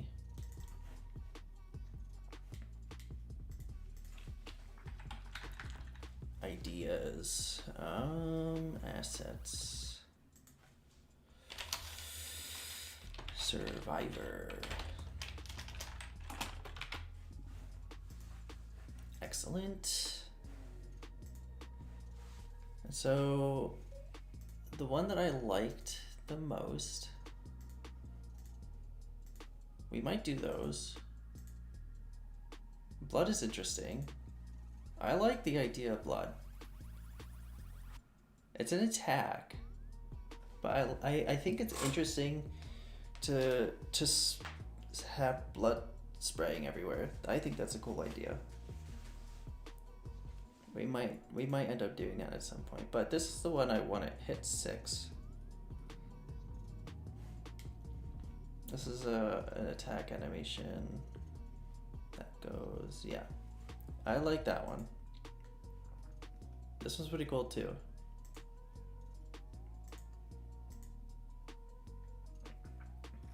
This one's also interesting.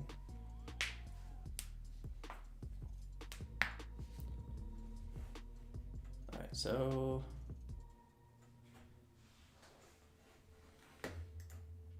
oh, the performance is dying over here. It's because there's probably so much experience on the map. Oh no, it's because it's unfocused, I guess? No. It might be because it's unfocused. I don't know.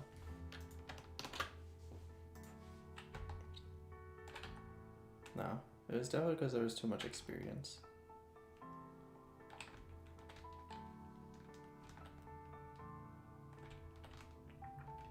That would be interesting, an interesting concept for a game where you have to use the lag to win. Like it didn't have proper physics, so like if it was laggy enough, so and you can make it laggy by just like dropping objects all around, maybe. And if you drop enough objects, it starts to drop the frames. And then you can like use things like manipulating the velocity so that you can move through walls.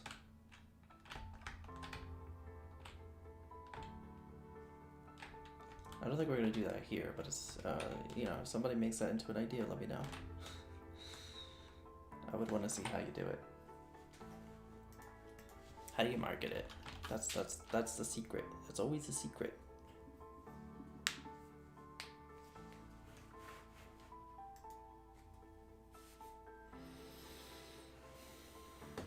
All right.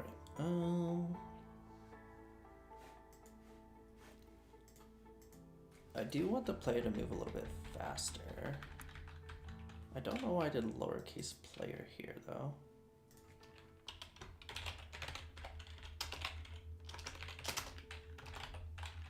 A little bit faster. 50 pixels per second is pretty nice.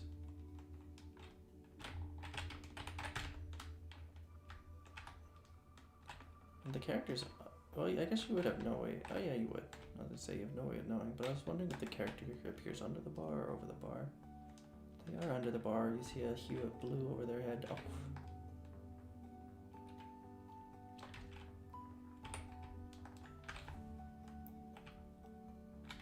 Okay, alright. I mean, I'm already having a blast.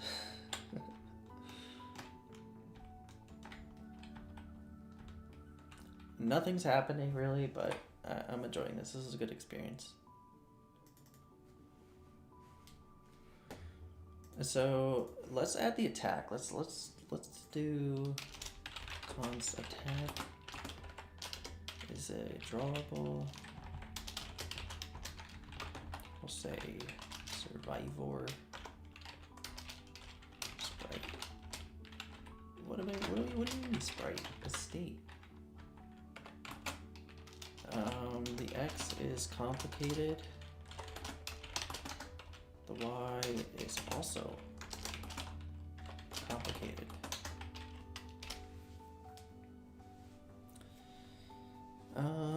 What else?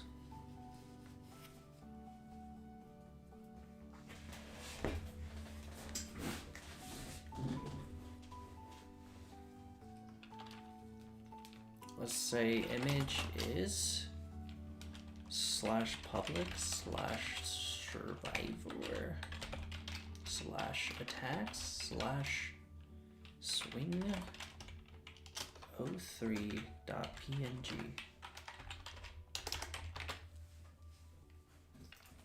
And then we'll go down to here.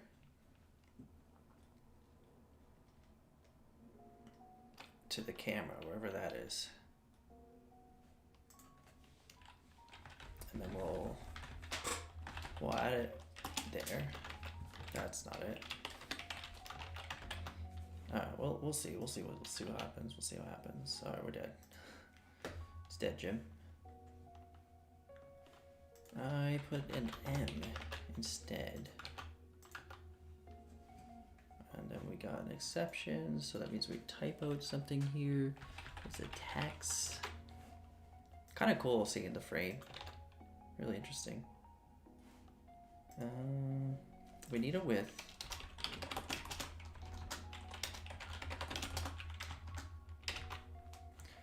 We need a width or it shows nothing. And here's the attack. You can't really see it though. That's a little disappointing. We'll try to make it work still. Let me just check this out. 320 width. It's going to be a sprite sheet. And it's going to have the sprite sheet property. The width is going to be 320 divided by 4. And the height is going to be 128 divided by 2. The row is going to be 0 and the column is going to be 0. Let's see what that looks like.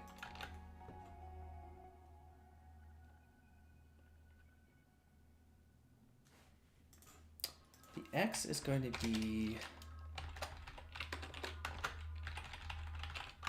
state.character.player.x.location.position.x. State dot I didn't provide the arg yet. Dot player dot position dot y. Okay, so it's not showing. It's not giving. Because this is like the empty frame. And so what we want to do, we want it to change every frame. And so let's do the following. Return that. Save. Where's the const index equals state. It's gonna be state dot now divided by 100. And then we're gonna do math dot floor.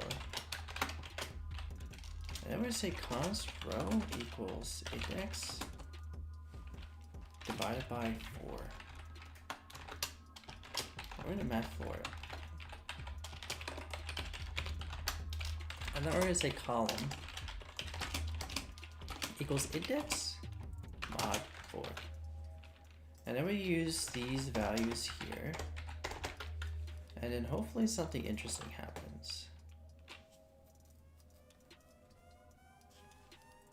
Not the most interesting thing on this planet Earth.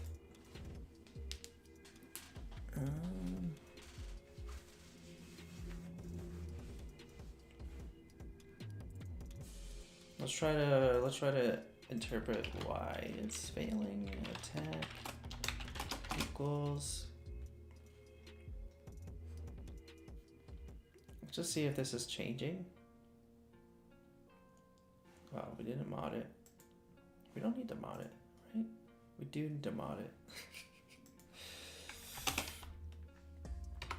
Mod 8. We do need to mod it. Oh yeah.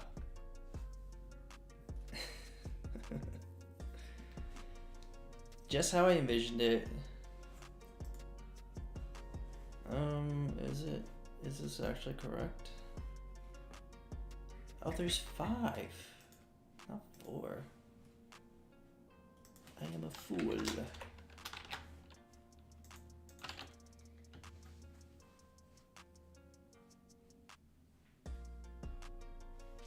Okay. I'm gonna make a tile size, and then I'm gonna increase the X by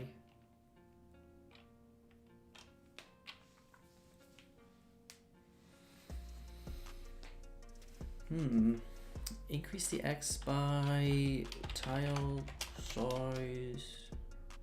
No, the X is no, yeah, for sure.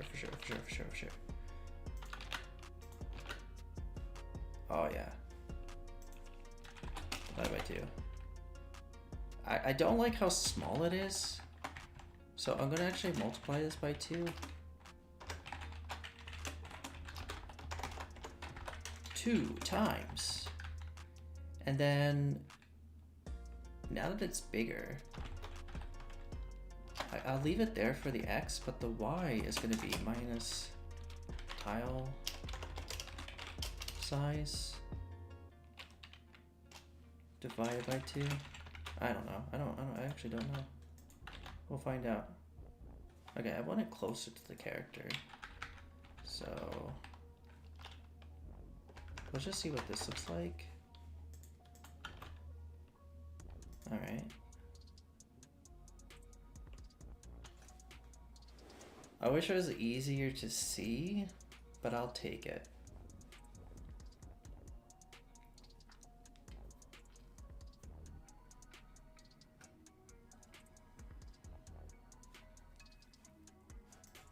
And so does it move with the character?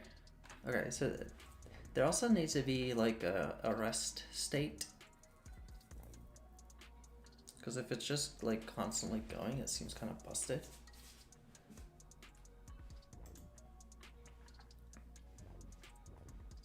Oh, this should be 5. That's why it looks incomplete. They should all be 5 and this should be 10.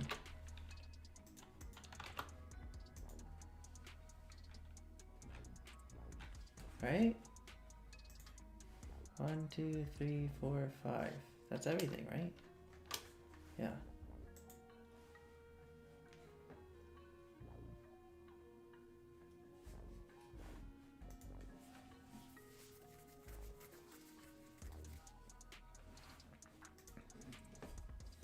Alright, let's think about it. We only want to attack like once per second, and we want the attack. We want to attack. Let's say we want to attack every 2 seconds, and then we want the attack to last for 1 second, so it's a 1 second cooldown.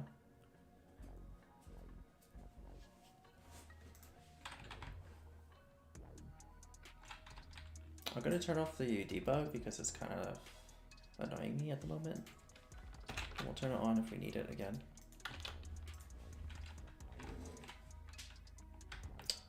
Oh, that's a little bit annoying. This is what we get for doing debug so much. We don't see these little issues.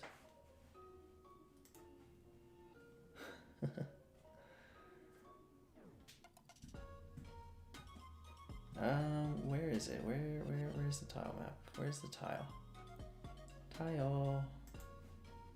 What if we make it 2?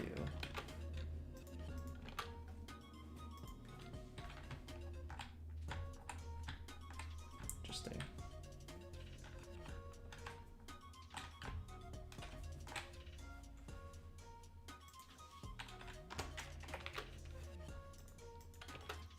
Do we need to... We might actually have to do something about that.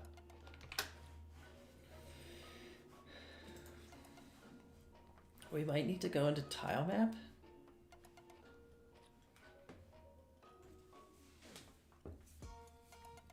What's most likely the issue here?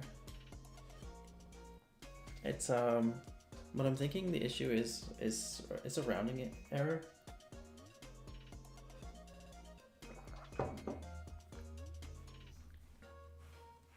And it's in the tile sheet. So if we go to tile sheet, tile map. Why do I keep calling it tile sheet?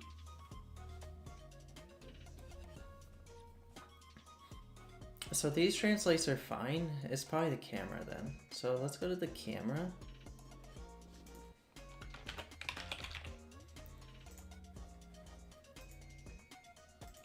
we'll just do floor.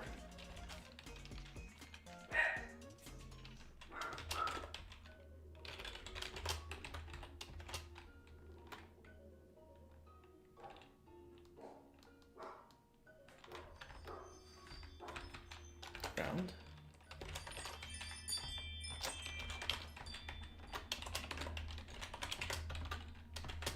Yeah, I feel like this is a rounding error.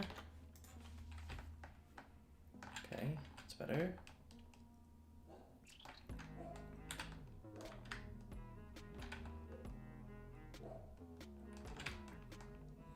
Alright, we're getting somewhere.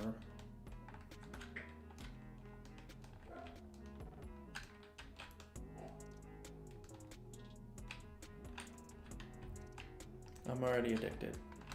I can't stop playing.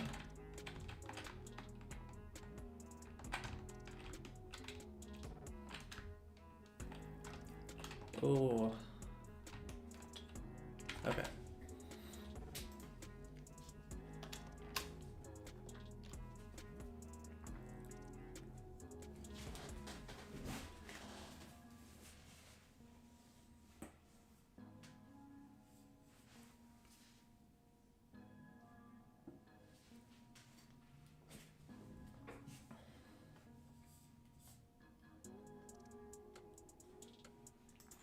What if I make the padding 0? There's an artifact, right? Yeah, there's an artifact. I think the artifact is because there's a gap of 1. It's the same gap that's on the sprites, the characters, the players.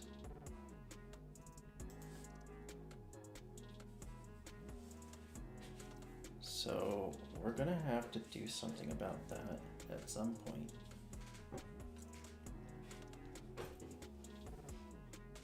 Excuse me.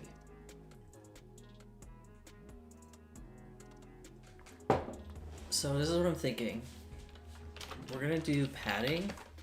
We're gonna change it to CID gap. Right?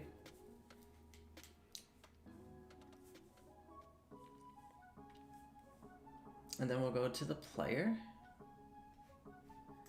Let's say that their gap is 1, 2. That the padding is 0. Do we have padding still? We don't. That's excellent. So if we go to here, and then we just do gap. And so when we go to sprite sheet,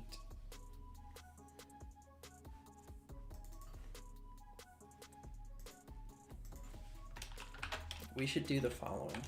Plus gap times column. Plus gap times row. Const gap equals get value.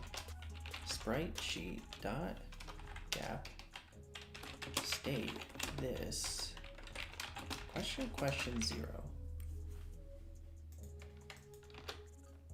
Oh.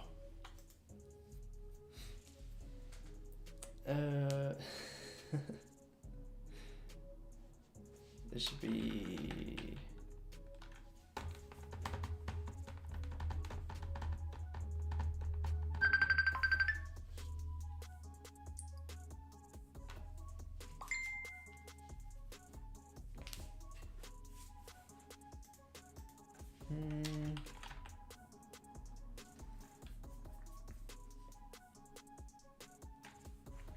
I think I know why. Because this is 16 now. Okay, it probably helps very little.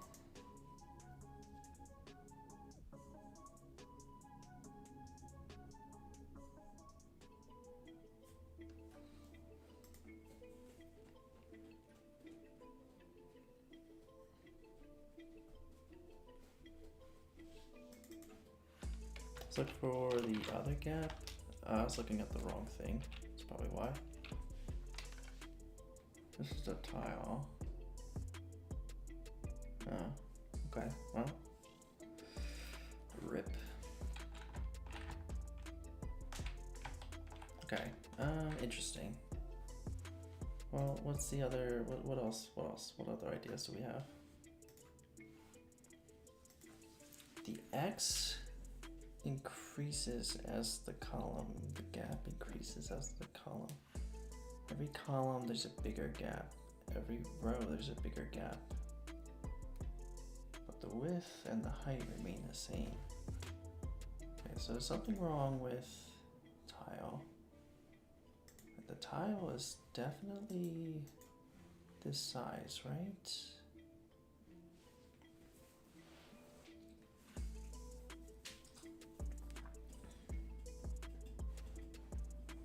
Okay, one thing I want to figure out is the gap on the left or on the right?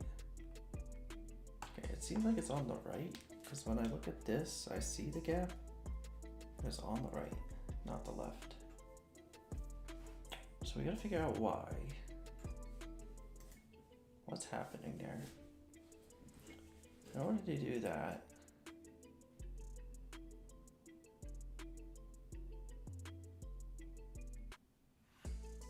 just need to think. Thinking solves everything. Thinking fixes everything. Let's open up the image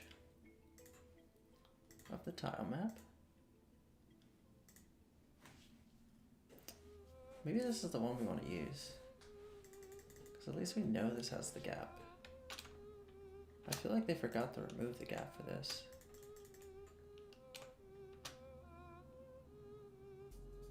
Yeah, you could overthink it, that's true.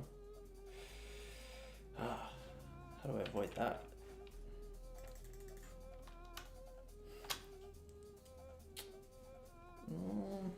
Let's try this tile map, just to say that we did.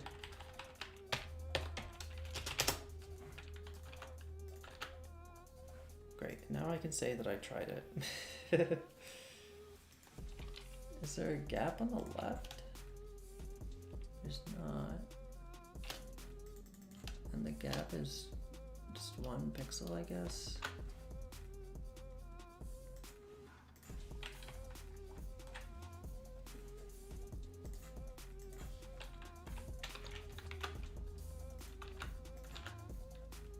Even worse. Okay, I'm starting to come to some kind of a conclusion here. Am I? I don't know. Okay, let's undo. Let's redo.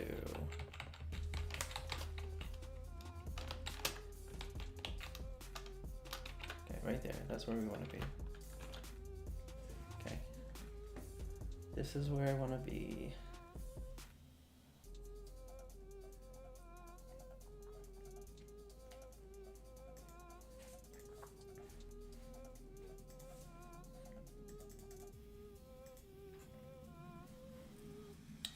If we look at the sprite sheet, the concept of a gap. Gap just tells you the offset. The width is still the width.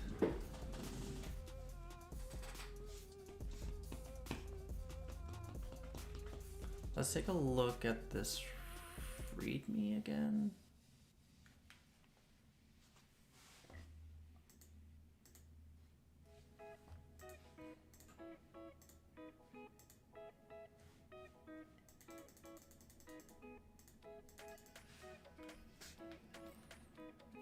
Okay, so if we take a close look at this, okay, so this flower is touching the bottom.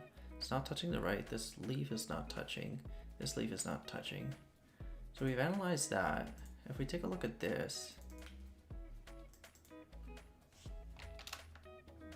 it's not even the same image. What the heck? It's rotated. But there is this, it is over here. It is on the edge. So,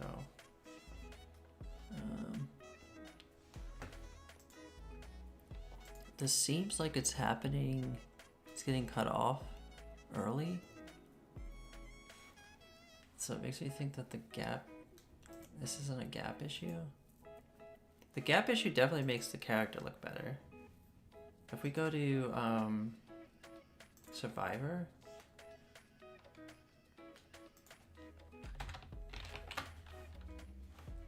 and we just look at the image, now you can see that the image is perfectly in bounds. But the problem with the sprite sheet is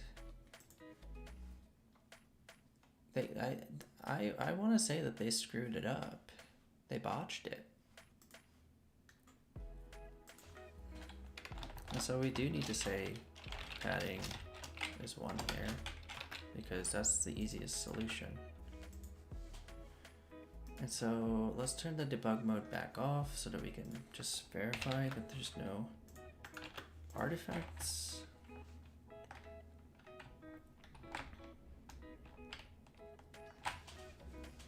Okay, and so to me, there's really no point of like focusing so much on the attack until we have enemies.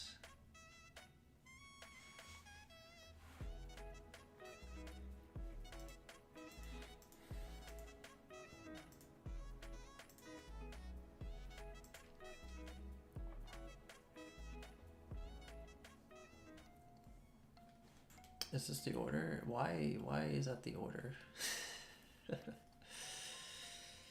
That's fine. Everything's fine. It's just green on green's not gonna be great. We're gonna have to do the orange or the gray or the white.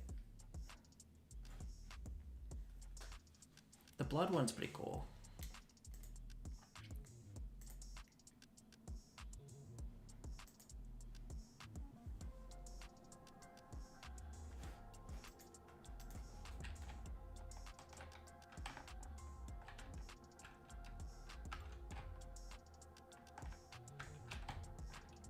Oh, got it, I think. All right.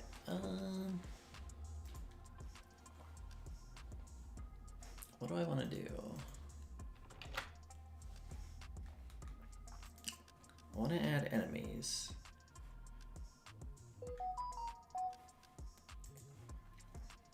Okay, so we added attacks, kind of. Add health is going to be important. So just for the fun of it, we can just add the health bar.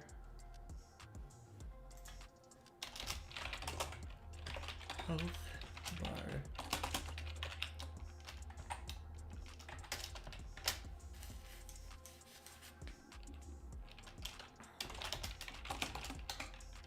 The X is complicated, the Y is complicated.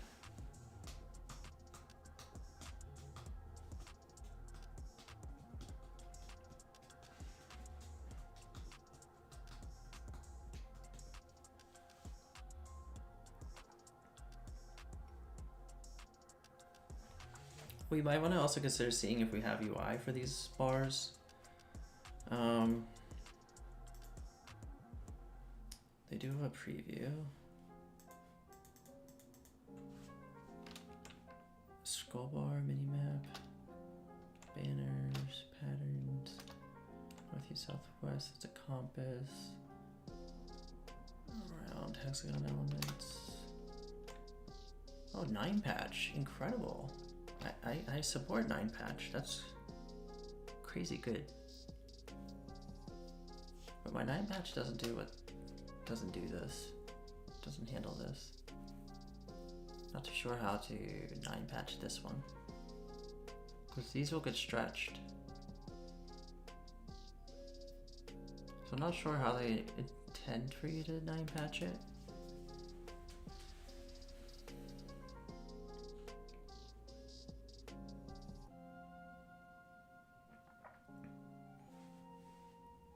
They also like cut it out here. I don't know why they would do that. This is the most usable. These are the most usable ones for 9-patch. These ones work too. The ones with the corners work. Not this. This one works.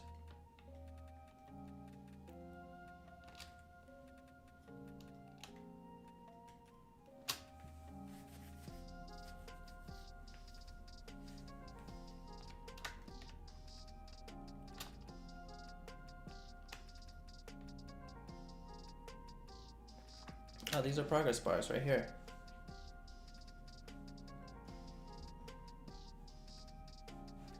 So rather than using what I have, I can use this and it'll blend in better. I think the problem right now is that the background is so bright, it's hard to tell where your character is. And so something's telling me that I should darken the background so the character sticks out more.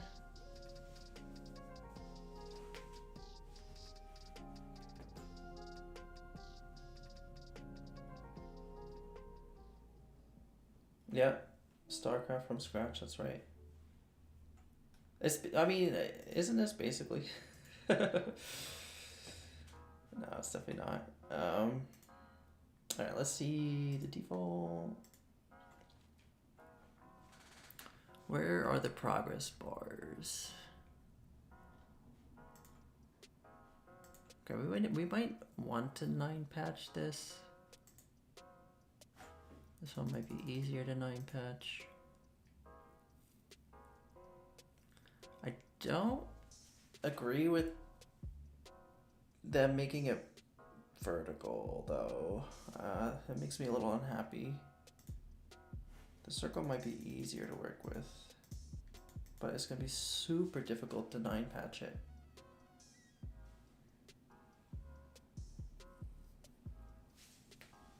But we could try.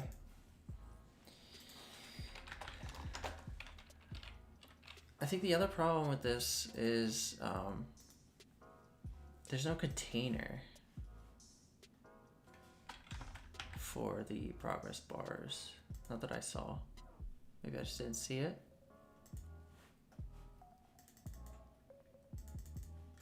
Like, yeah, where do you want me to put these?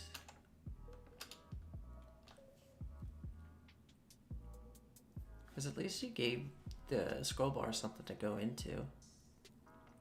You don't really give the progress bar something to go into. Unless like he wants you to put these next to each other.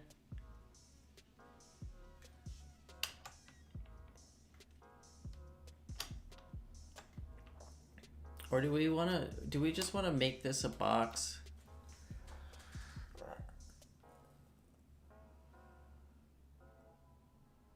Maybe we just put all the bars in one box. And that would be the cleanest. I just wish it wasn't brown. Everything's gonna be brown if we do that. This would be like the pay for skin, like the DLCs and whatnot that you have to pay for. I'm wondering if we could just 9 patch this and then put all the bars into that.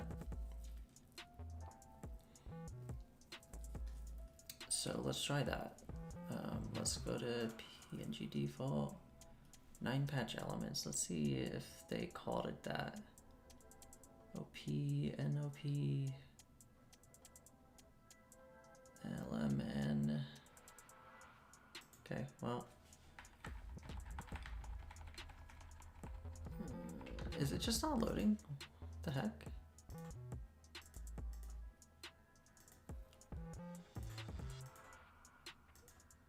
Alright, come on. Give me something good.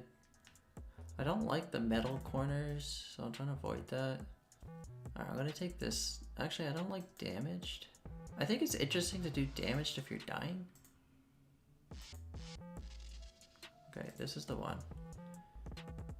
We're gonna do a rename just so we can capture the name. We're gonna say that this is a 9 patch. And the X is gonna be 0, the Y is gonna be 0. 9 patch is going to be destination edge is gonna be,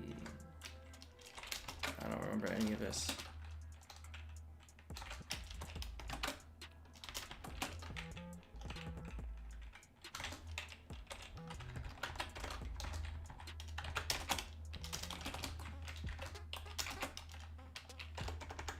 Okay.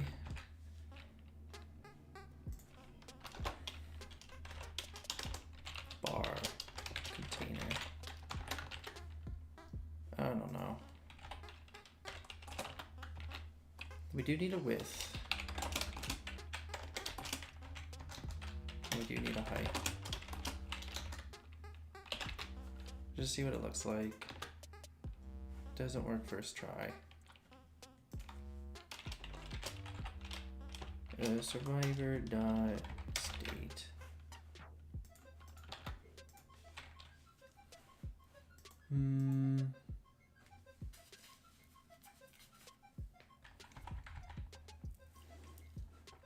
I think something should be drawing at least. Let's turn the debug on. See if something's drawing there. There is something drawing here. Ah, why do I do this?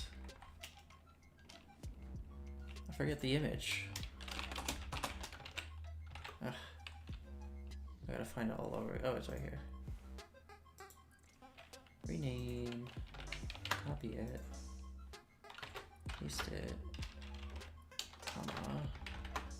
Slash public slash survivor slash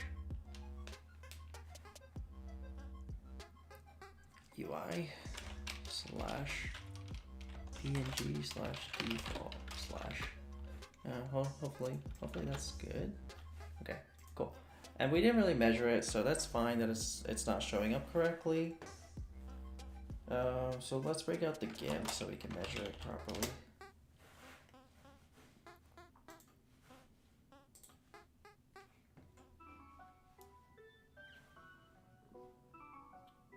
Can I bring this directly to GIMP? Okay, well it's definitely not happening now.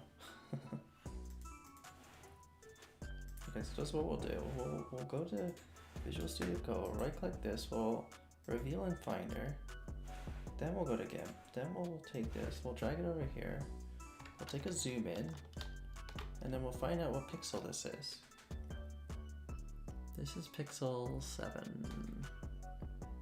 And then this pixel is 55. I don't know if it wants the full width or the inner width. So we'll say 64 for now, and 7 is the inset. Alright. So we'll go here. We'll do this. We'll do destination edge 7, source edge 7, height is 64, and width is 64. Let's just see how it looks.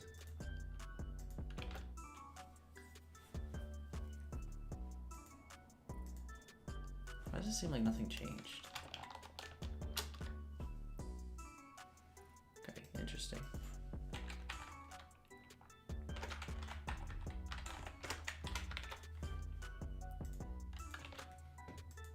Okay, maybe it needs to be 64 minus 16, which is 48. Maybe that's what it wants. I can't even remember my own code. We used 9 patch before.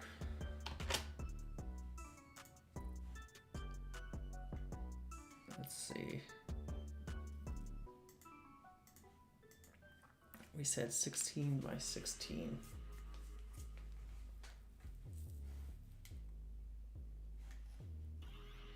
So we want to look at the Minesweeper ping PNG.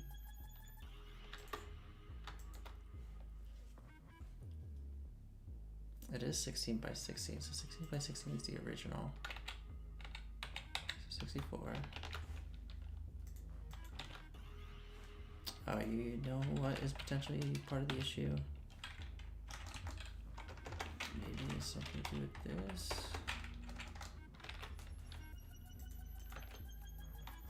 Definitely not that. What if we made it 64 by 64? What happens? Okay, so it looks perfect now.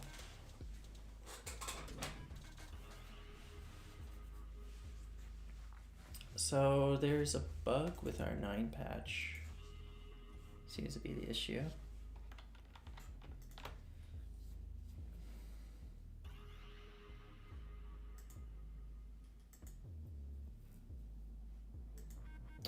yes.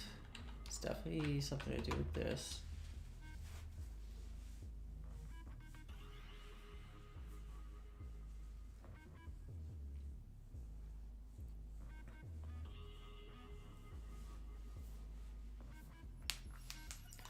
We should make the back canvas width equal to this dot width, I guess.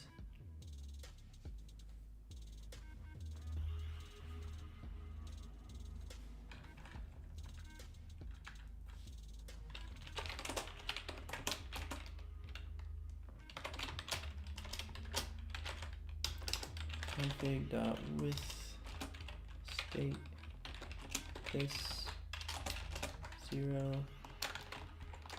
height. Oh, we already do it. We do it later.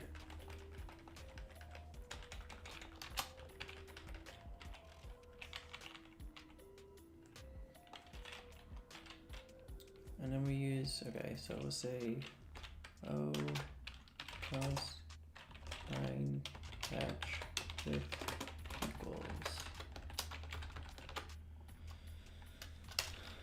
cos 9 patch height equals, this is going to be width, this is going to be height, and then down here this will be 9 patch width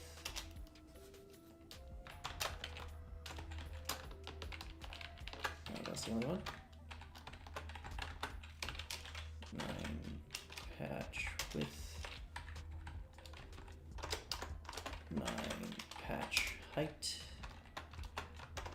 9 patch height.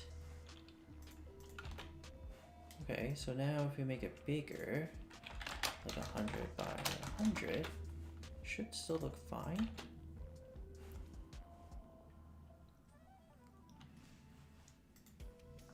Except why?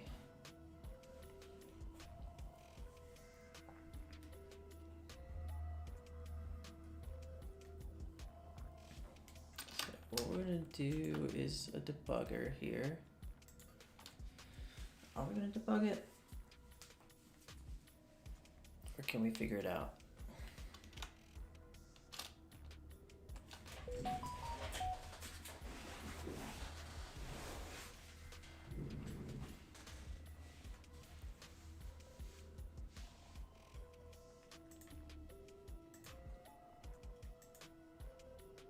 So the destination is width minus destination.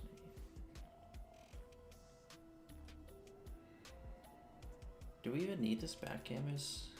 Or am I just wasting resources using it? The back canvas is so that children can be drawn, and then it splits the children up.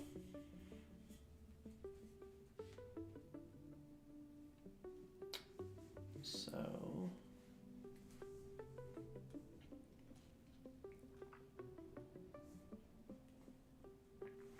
alright, let's add the debug. We'll go to engine, we'll go to get canvas, and we'll say document dot body dot append child canvas. Okay, well it is drawing this properly, and if we go ahead and we resize it further,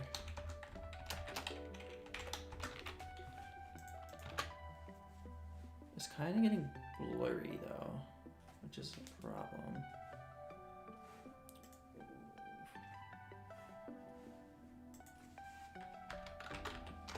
Can we make this 10 and this 10? Just to be a little forgiving, okay. It's not more forgiving.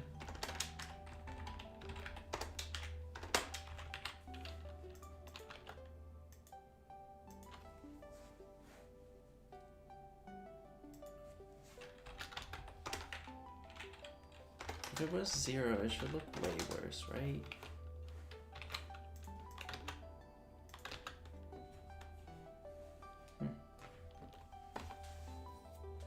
thought that these would be more stretched. What if it was 500 by 500? I would have thought the stretching was way worse though. And if we do 8, 8. Huh. Just curious.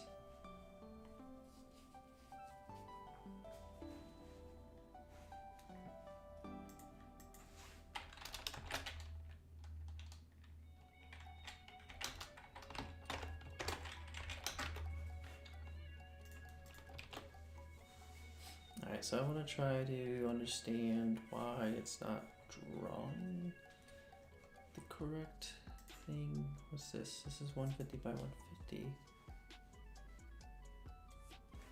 So I'm trying to figure out why it's only drawing half the image here.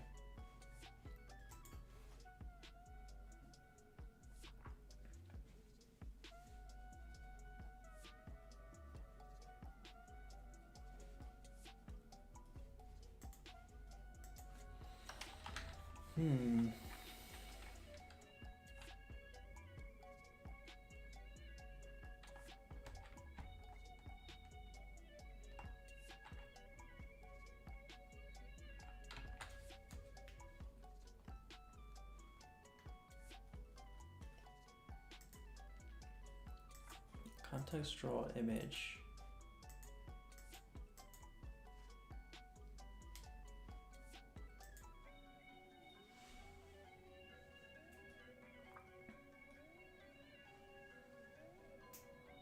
We're drawing the back canvas.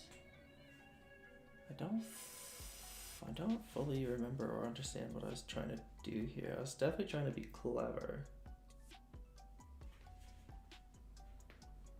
But why do we do this in a for loop? That doesn't make sense to me. I would have thought that oh, because the back canvas, okay, never mind. We're good. Just kidding.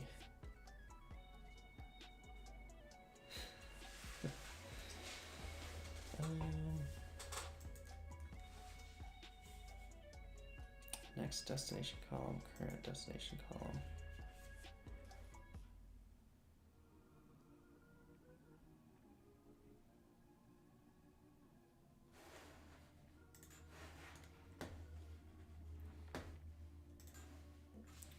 Okay, we got 864. Okay, so the problem is definitely something with this code. And so we're just gonna go through, double check everything. We're trying to figure out where we're slicing here. So we slice at 0, then we slice at the source's edge, and we slice at the patch's width.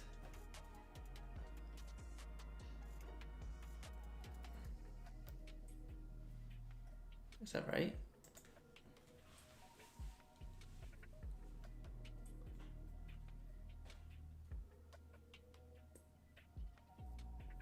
Oh, that might be part of the problem, potentially.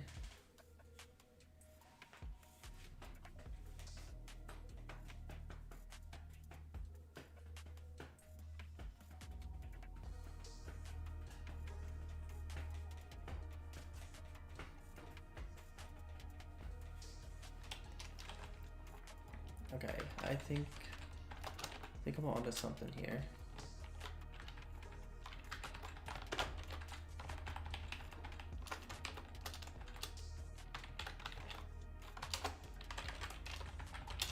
We do this, and we're just gonna see what happens.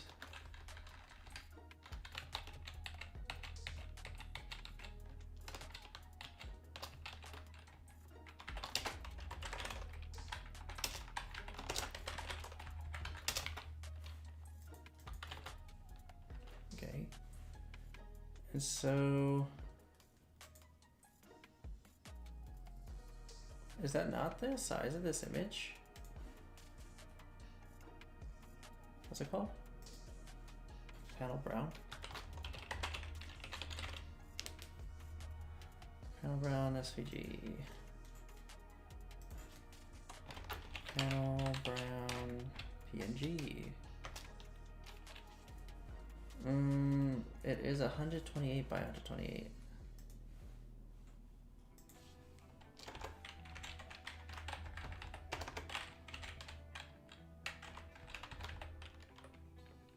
I don't remember GIMP saying that though.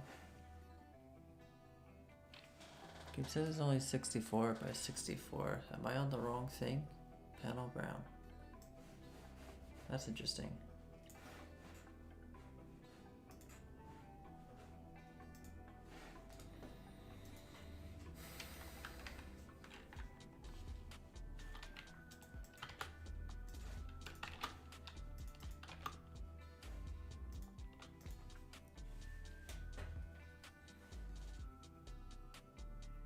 Okay.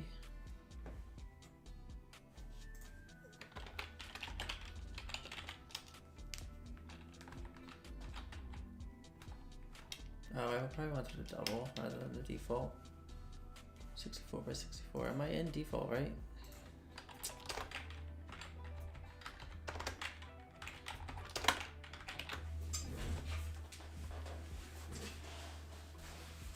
Okay.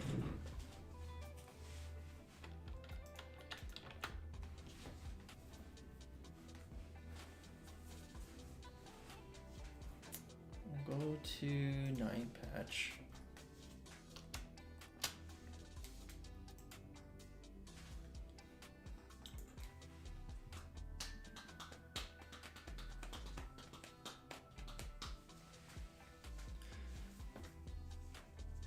Oh, because it draws 150. I see now.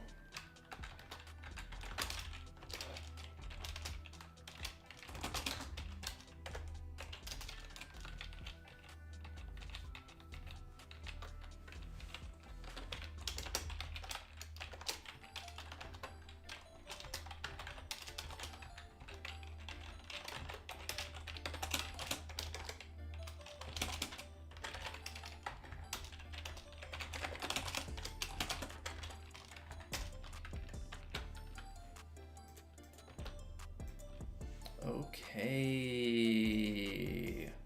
Okay. Okay. Why did that take so long?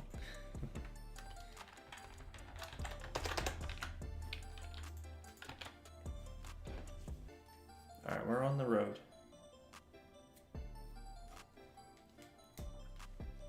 So we're just gonna offset it a little bit.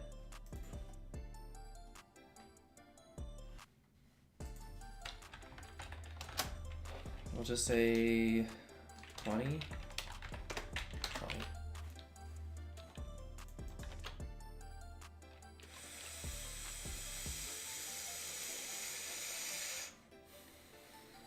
Don't forget to breathe, everyone. Take a deep breath. Everything's fine.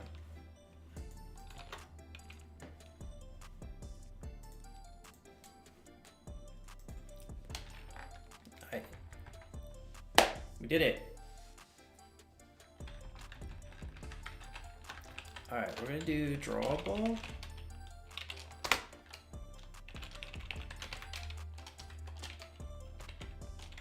Children.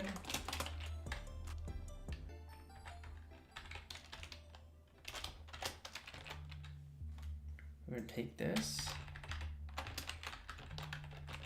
put it there, learn how to spell, x is 0, y is 0, save it, refresh it, good. Alright, after we 9 patch, we're gonna put like little shadows for our bars to go. Alright. So we're gonna do the following. We're gonna do a drawable.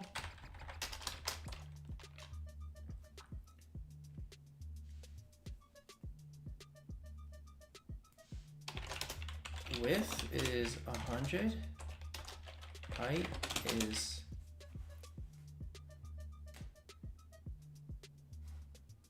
Give me a second.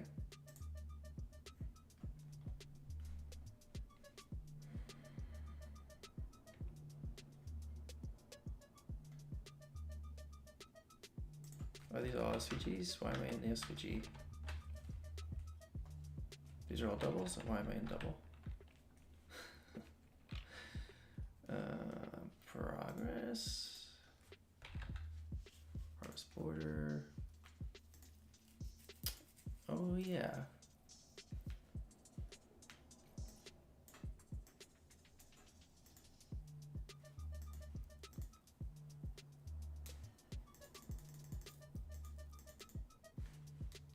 All right, maybe I do want double for this one.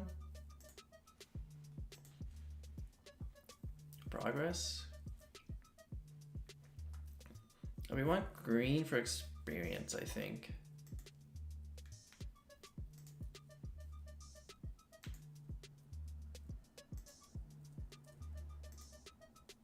Okay, so we want, let's pick maybe this one.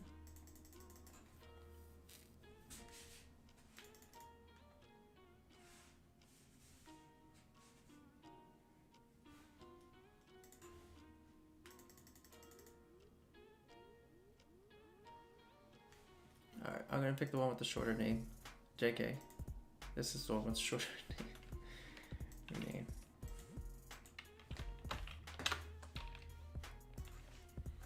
I'm just gonna put it as a comment right now because I don't know why I got it when I did. Because we want to know the height. That's right. The height is 32. The background is RGBA 000.7. That should be black, but it can't show it as black, I suppose. Right. And the X is, I don't know, 40. And the Y is 40.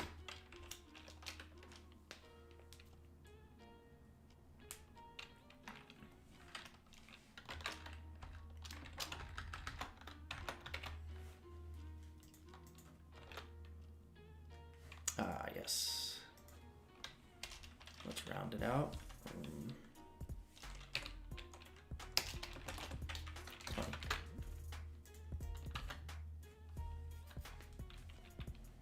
Now we want it a little bit bigger. We can do a little bit of math to figure out what the value should be. So the X should be, so the original 20 that the box is offset, plus the 8 for the border, plus another 20. And the Y is going to be the same thing. And in order to determine the width, we're going to take the 150 width, and we're going to minus the right border, the left border, the right padding, and the right padding.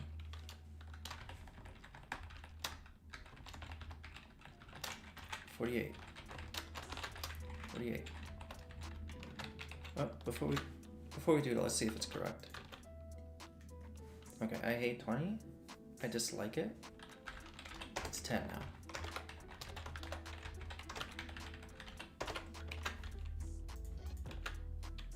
Alright, that looks better. It's a little dark for my taste.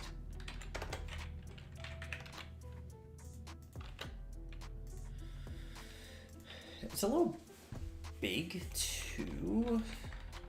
And the reason it's big is because we used the double size, and we don't want to do that.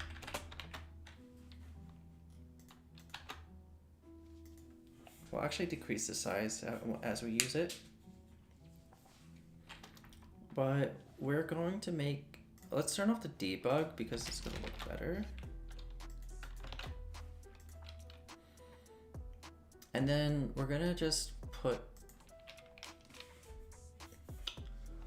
the image there, maybe just halfway filled.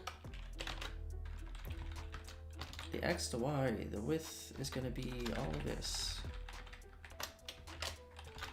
Divided by 2. It's going to be pretty ugly at first. We don't do this. We don't do this. instead we do image is /public /survivor /UI/png/default/ the thing that we grabbed earlier. Let's just see what it looks like. Alright, perfect. Exactly how I imagined it. And that's because we actually want to 9-patch it. 9-patch. Destination edge. I gotta pull out our trusty GIMP again.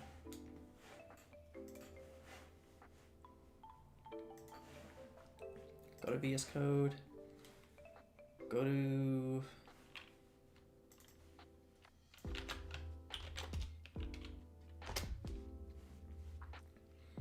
reveal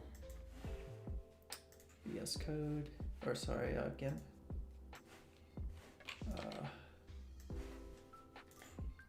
Oh no, what have I done? Dang. Let's just move it.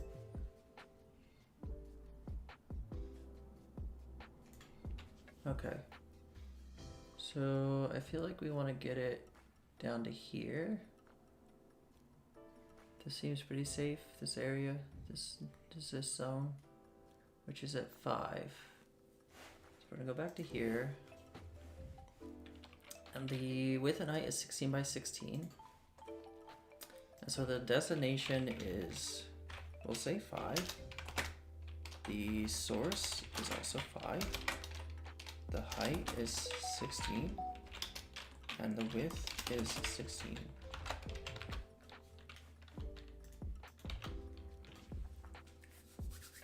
Incredible. Absolutely incredible. Alright. So we want to do const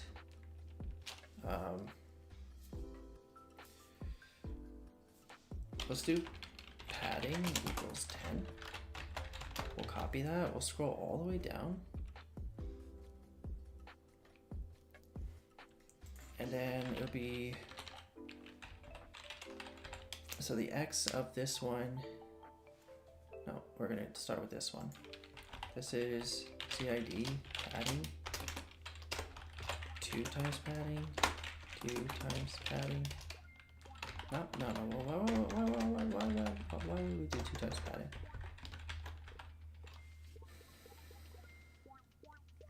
This will be another one. Const bar width. Const bar height. Const UI destination UI edge equals 8. Alright. Cool. Alright, we got a whole bunch of variables now. The width of this is going to be bar width plus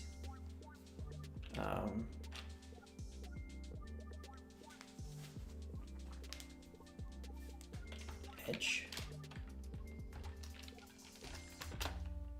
Yeah. 2 of them. There's 2 edges. Plus padding. There's 2 of them. And that's the width. The height is going to be bar height times. We're gonna have 3 bars plus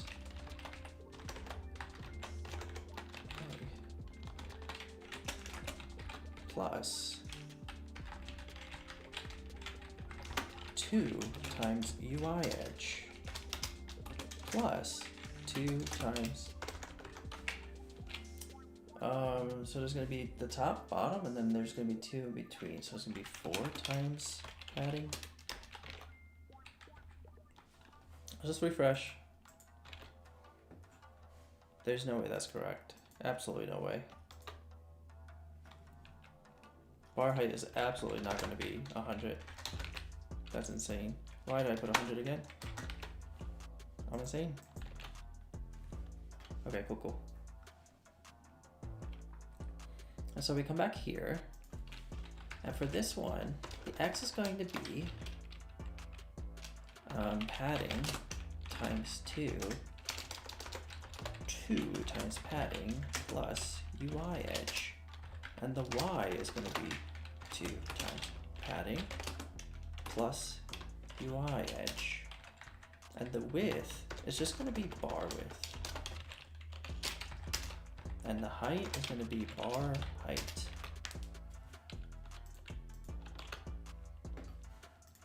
And then we're going to do something similar for this. So we're going to do width divided by 2 for now.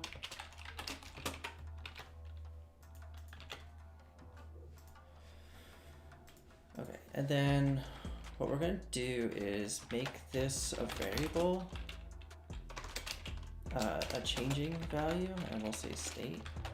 And we'll say something is multiplying by this, and we'll say state.player.experience divided by state.player.level@. And so if we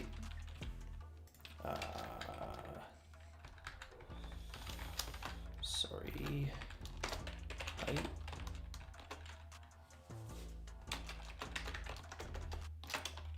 bar height width.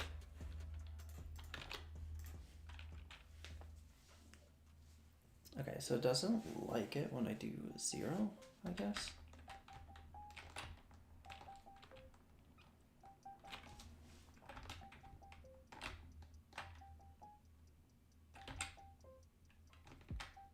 Yeah, it's also not filling up, which is problematic.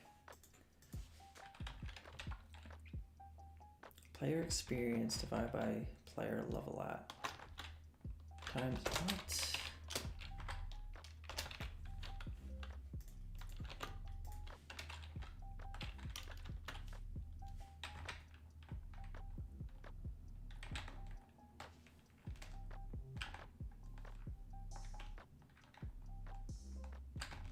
Oh.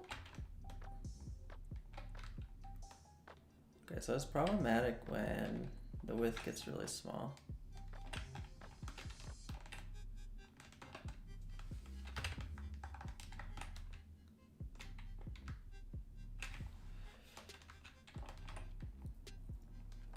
And maybe it's interesting to show some text saying where we are in the experience progress, and that's the experience bar. Maybe that's valuable. Maybe that's interesting. Hi. What's up, the average brain?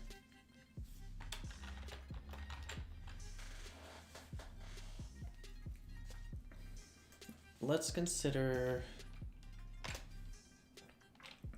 Let's do a little bit more potentially here. Let's stop drawing this experience bar.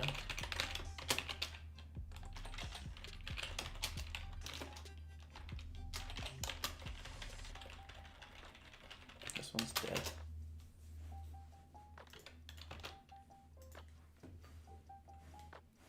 Let's try to figure out why it's showing poorly for smaller percentages.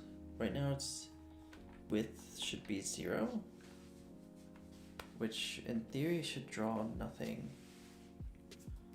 So I'm having a little trouble understanding why it's drawing anything at all.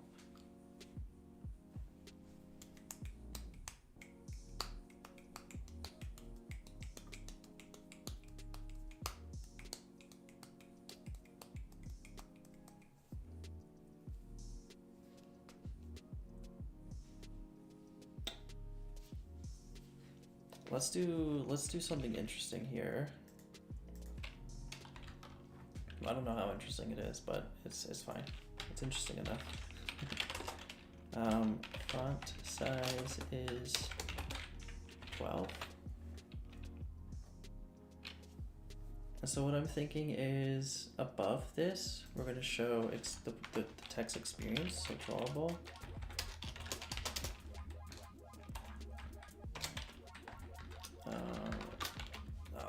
This is one of those songs that I despise. because it goes too crazy.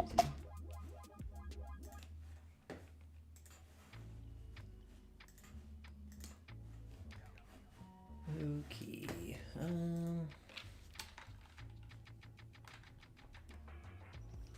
So we got the UI edge.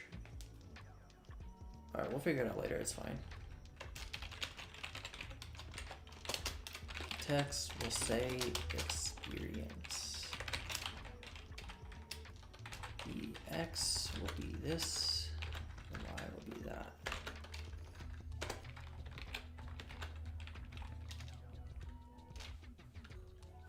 Let's just see what happens. Cool. And that's because I did not change this. Really, that's 12 pixels?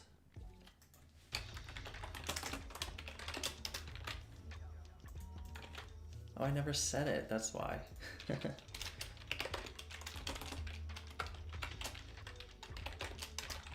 Pixels, there, yeah, we'll just do that for now.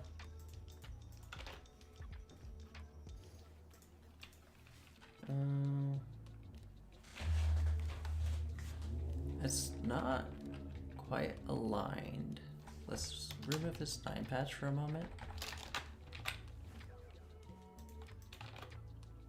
It is aligned, but the 9 patch makes it seem like it's not.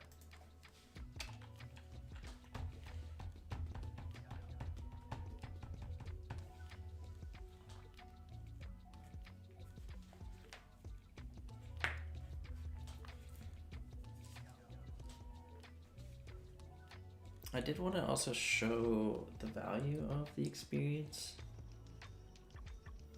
but I might have to show it under the bar.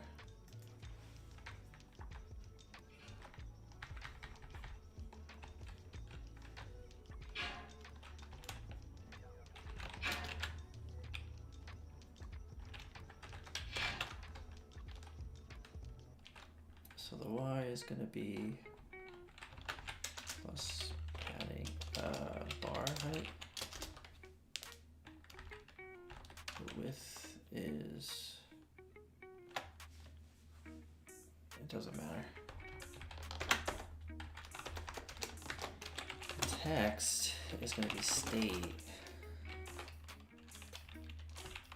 State dot state dot player dot experience state dot player dot level at. Just see what it looks like. We didn't set the font size. Excellent.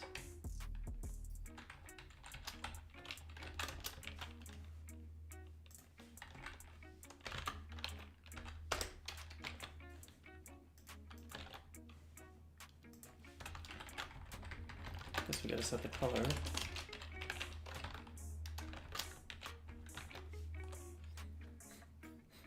Do the same thing here.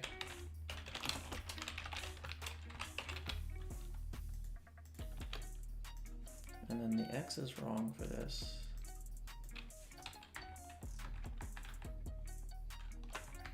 I guess the align is wrong. Is it? Okay. And the baseline is top.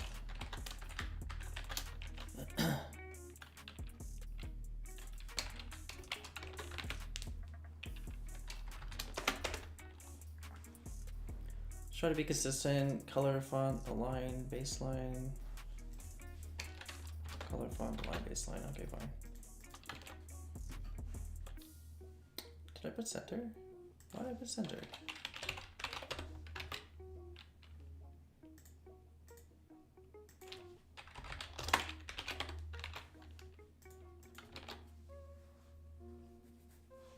Okay, so we just gotta figure out why this is incredibly wrong.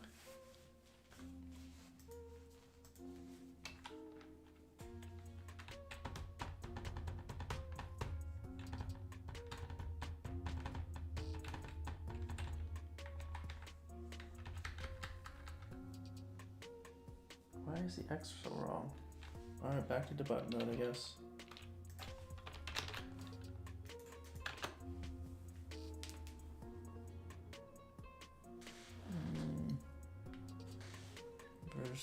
Oh, okay, there's no border. Okay, and then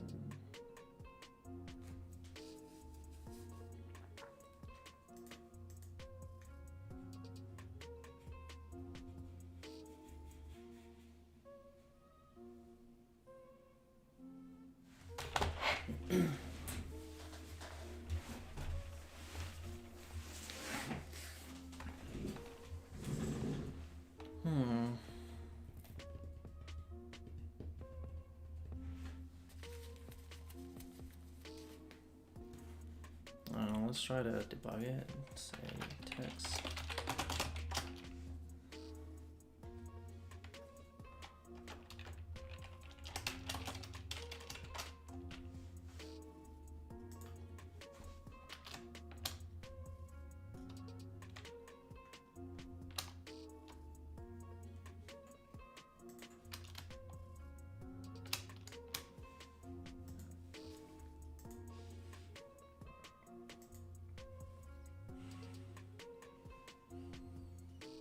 Wait, what is this?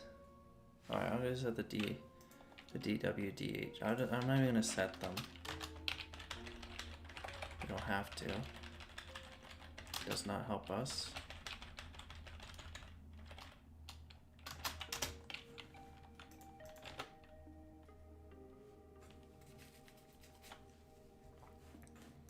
Okay, as I move around, I get the experience. Alright, I can turn off the debug mode now.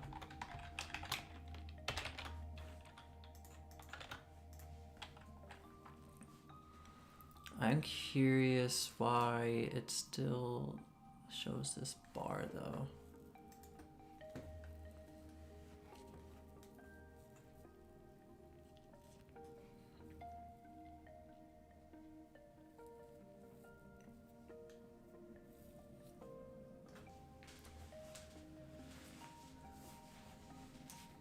Maybe it has a min width. Let's just do that. I think that's the easiest. So we'll go to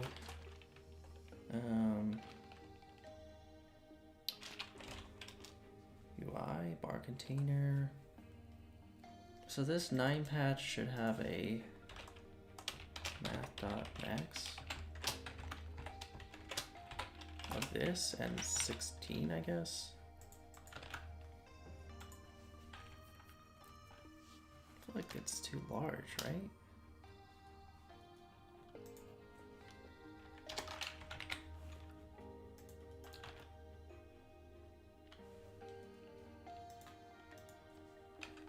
Why does 12 look the best? When it's 16 wide.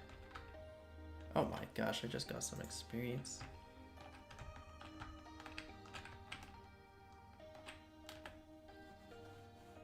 Okay, what about... Let's try to figure out the best looking smallest number.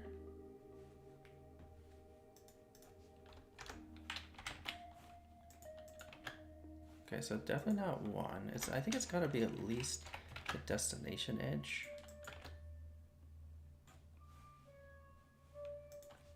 Times 2. Okay, I'm happy with that. And that's because there's 2 destination edges. And it's just trying to draw them in really awkward spots.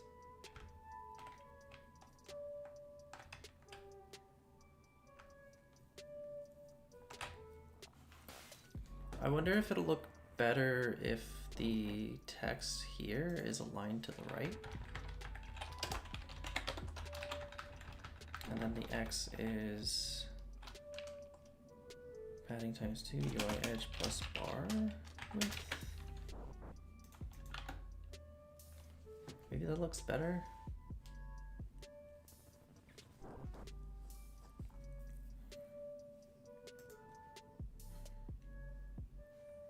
And then we'll just do it all over again. Everything here pretty much.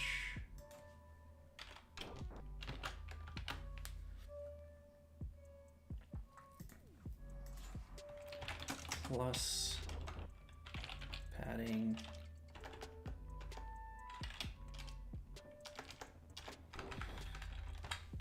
I wonder if it'll be better to do this in a loop. Because we're gonna have 3 bars.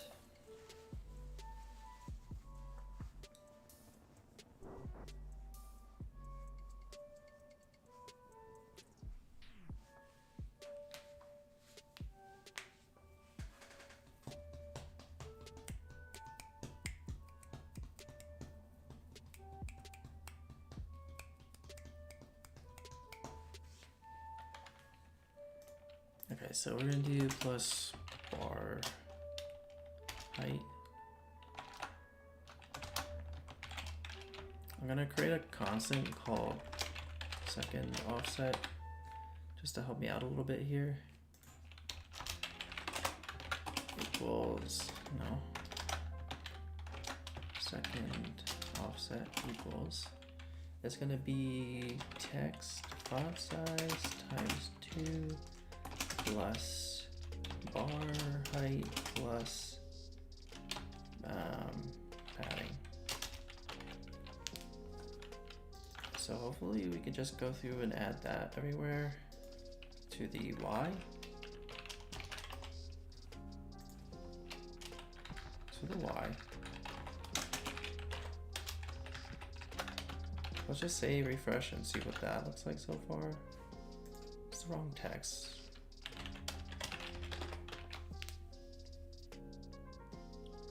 Okay, and then we need to increase the height.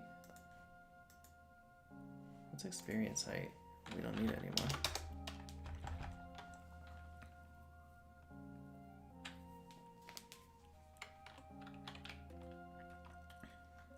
Where is the... Okay, so the height is a little bit more complicated now.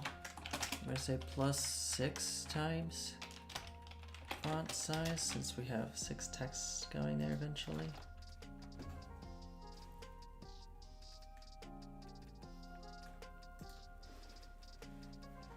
Alright, and then we will do the following.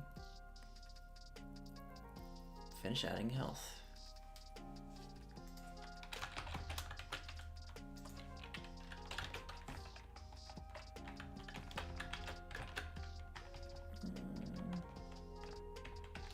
We'll just return bar width here. We don't even need to do a function. And then we'll say progress red and just hope that that's correct. And then we'll say plus second. And we'll say 40 out of 40.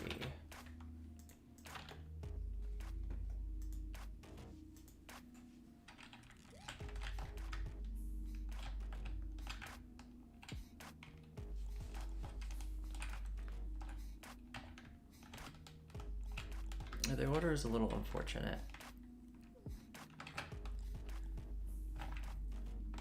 So a few things I don't like. I don't like how close the numbers are to the bar above. I would consider just offsetting that by the littlest, tiniest of bits. So that looks like we can do that. Maybe just say plus 5? 2? It's very tiny, I imagine.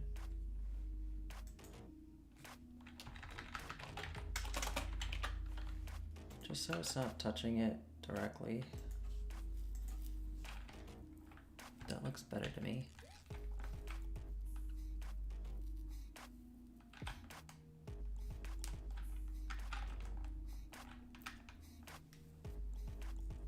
Like I said, we got the order wrong.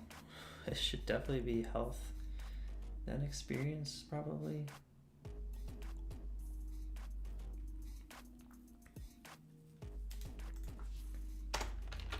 It'd probably also be a good idea to have it be semi-transparent in case there's something important behind it. Or you press a button and then it comes on the screen. Oh, that's interesting.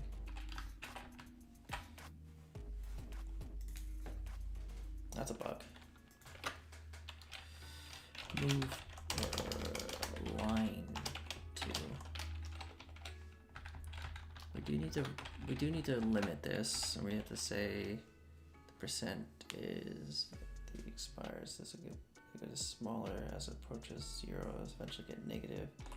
Math dot max this and 0. Yeah, there's a bug right now that's making them become solid right before they disappear.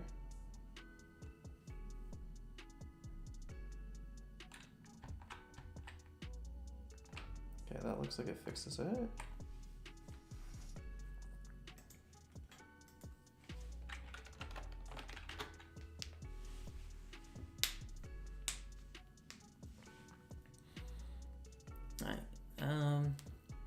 We could do one more bar.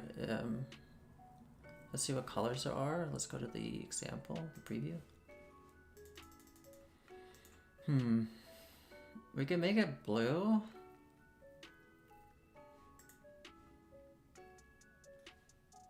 I suppose it's fine.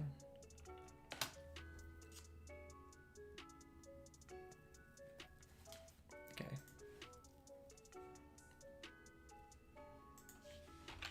I was kind of hoping it would be yellow, to be honest.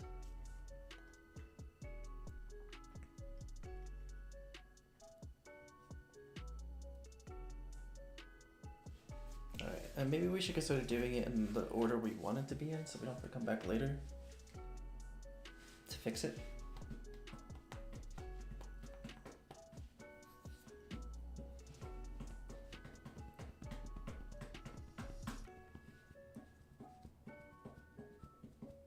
Just think for a little bit.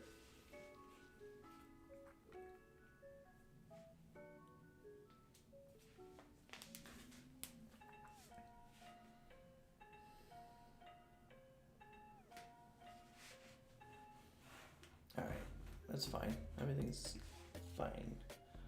Yeah, like I was saying, let's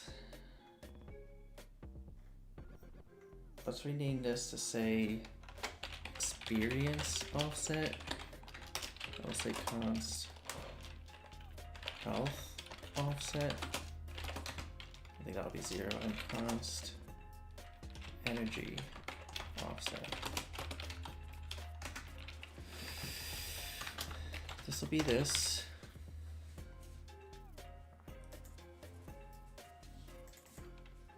And we're gonna just go through and say health offset.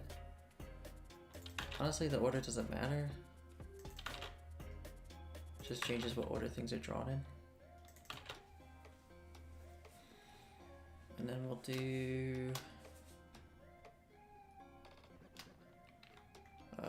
where those variables go. So the health offset is 0, so we don't need it.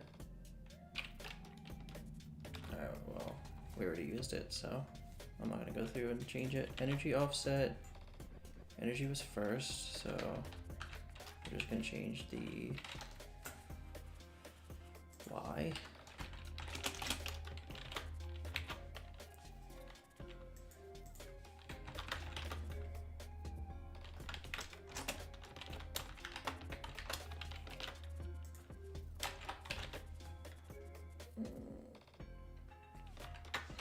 Okay, well, something happened to my comma.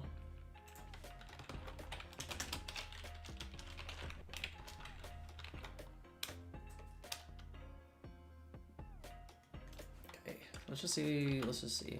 All right, great, we crashed. Excellent. Yes. Experience is last. Yes, indeed.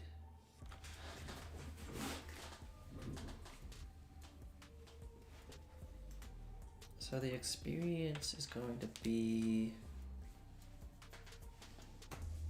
sorry, so did I just completely use the wrong? No, I didn't. This one's energy. I used energy when I should have used experience. Excellent.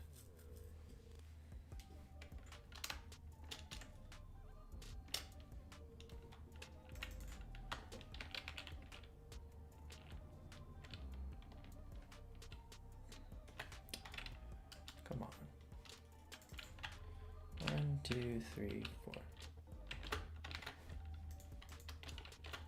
Great. Alright, that's what I wanted. I wanted them to overlap momentarily.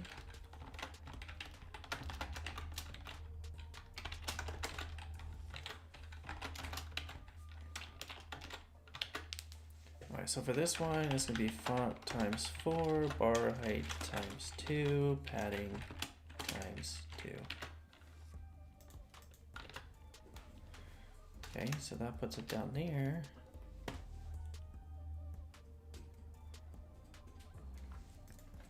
Then there's a +2 that I added. I wonder what it looks like with 1.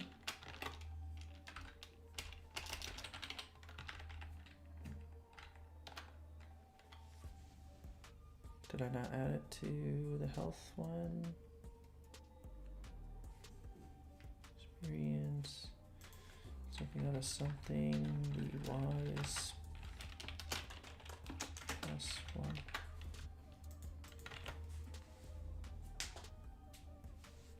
Was that a variable for it? Spacing is 1.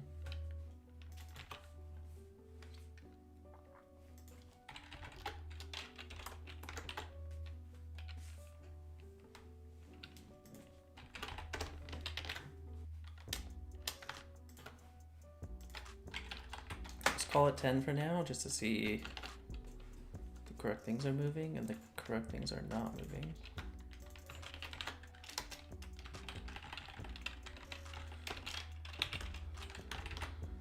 That belongs here.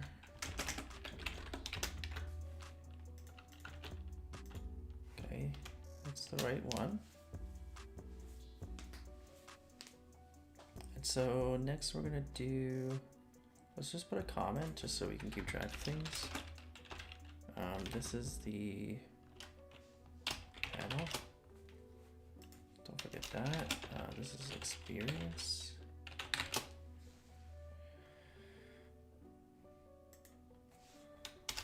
This is health.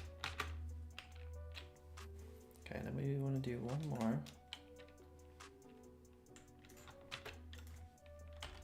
This is energy.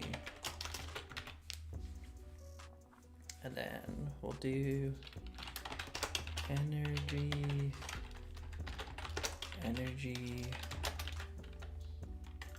2, 3. This will be XX, capital X, I, blue.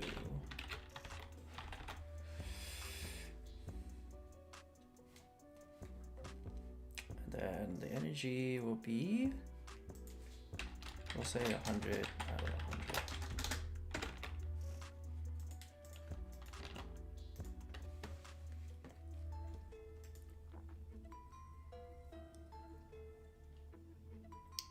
And so what I'm going to do is put this to 0, see if it looks as bad as it used to. Hi, welcome back. I do think that it's a little close, just the littlest tiniest bit close, so just change this variable. I wonder if we should do it for both the top and the bottom, so maybe let's try that. Minus font spacing.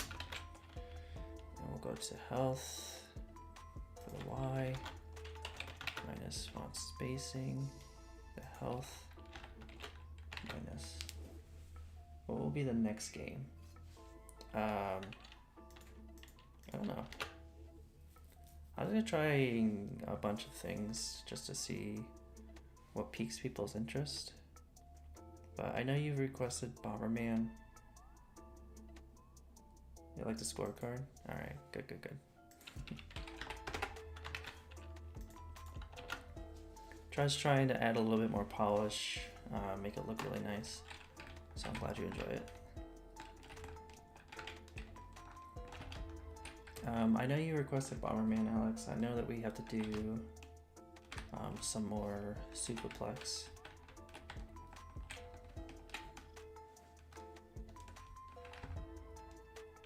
I think we made some pretty good progress here.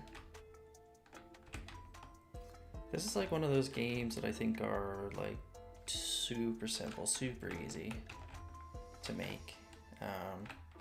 It's kind of like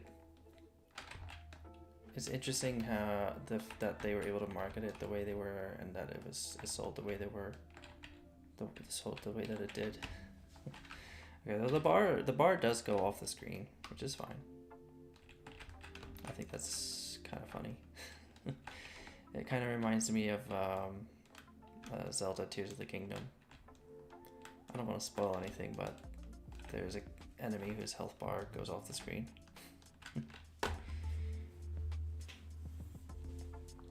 But we should probably add levels to this as well. We definitely went a little overboard on this, but we kind of have health now. Not really though. We don't really track it.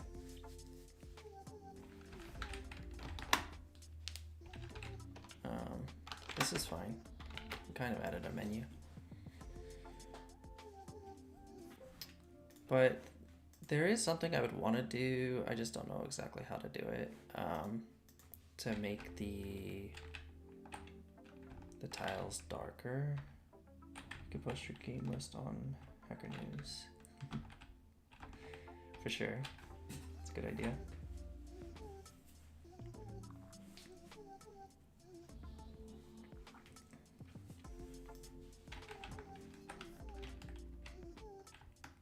I mean, especially the 20 variants of chess that I've done. If I could go just a little bit further with that and do like 50.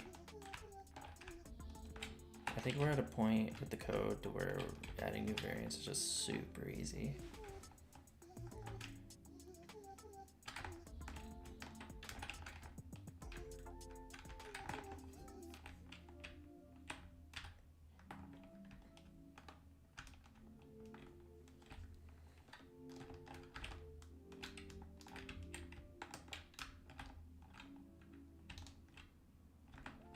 This is pretty good.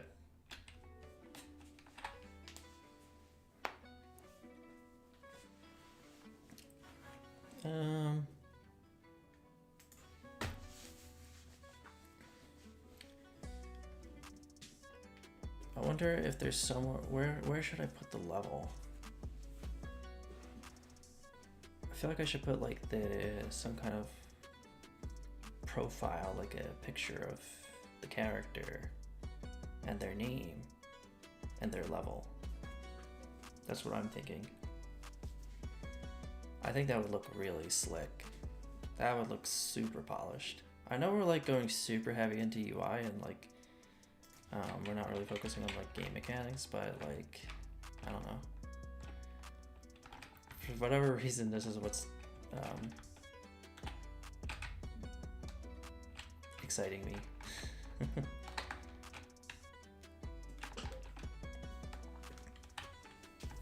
I think this is like a pretty core mechanic, collecting the gems and leveling up, so if we can give as much feedback to the user that that's happening. Oh, I missed it. Can I get that?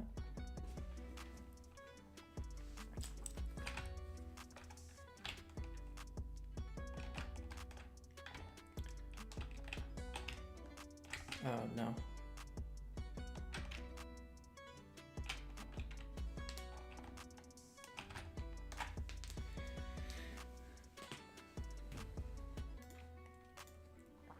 I mean, we have 5 games. Minesweeper, I think, is 100%. Solitaire has a bug. Superplex is incomplete. Breakout is like... There's not much more interesting things we could do other than like the power-up system. Oh, I already lost. Terrible. We have lives, we have a score, the levels reset. So Survivor and Superplex are like the only ones that are really incomplete right now. The Superplex, though, it's never going to be truly complete. I actually think that the Survivors gets closer to completion than that does, because Survivors is just... There's no level design.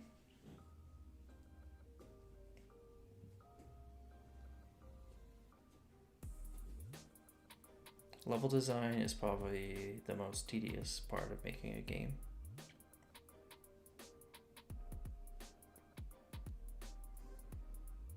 That's why, like, when I usually think about like games that have levels, making a game where it has a level maker that people can just make the levels for you. That way they can make the interesting levels. Basically Mario Maker, except a game that no one's ever heard of. I don't know if that would be interesting though. Like, is a Superplex level maker interesting? I don't know. It's unfortunate because there's like IPs that you just can't make level makers for, because especially like Nintendo, because they're very litigious.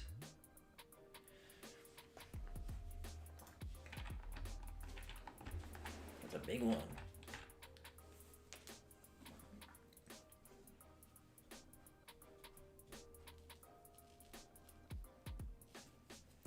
All right, let's commit. I think it's been a while.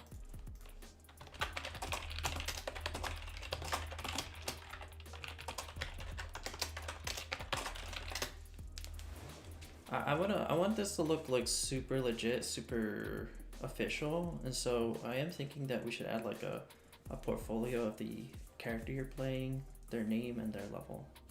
I think that would look incredible. Just all the stats you could want, and maybe after that we'll add a button that can animate it in or out.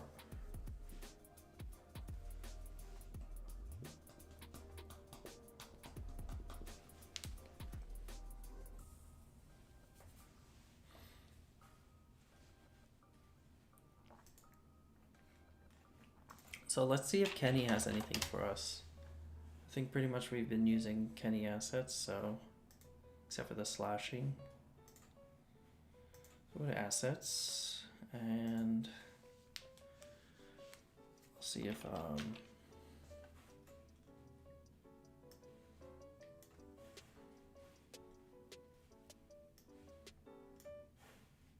see, character.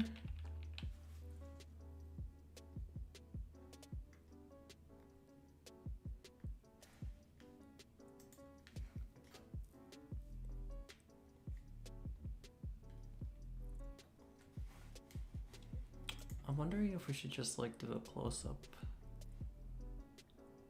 Would that be interesting? It would be blurry though. We could use the SVG. The SVG would not be blurry if there is an SVG. Characters. Yeah, there's only a sprite sheet. Kenny.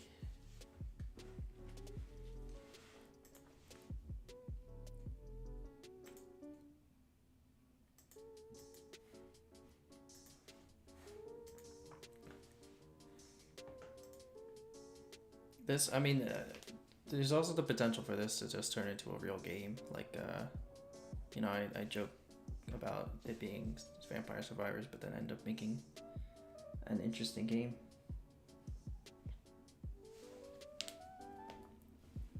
And so if I just keep adding different mechanics, we could just have our own game. Forget about like making someone else's game.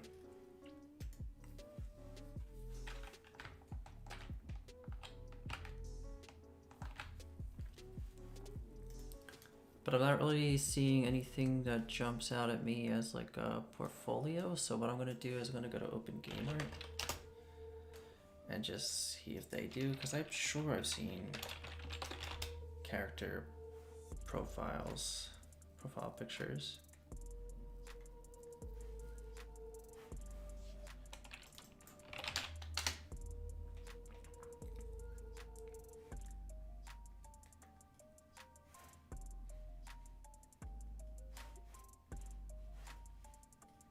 Do 2D art.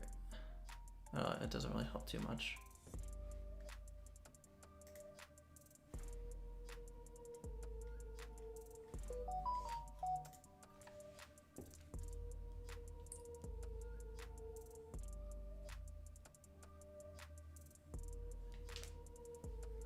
Okay.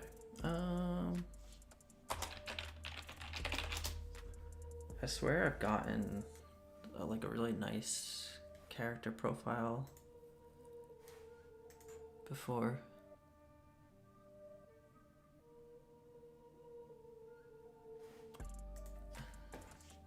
It's not terrible.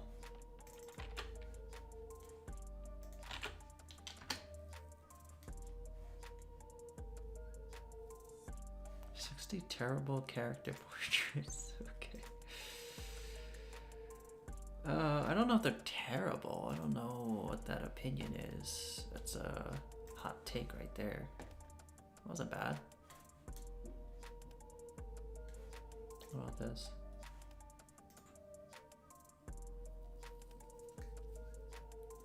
This one's interesting for sure.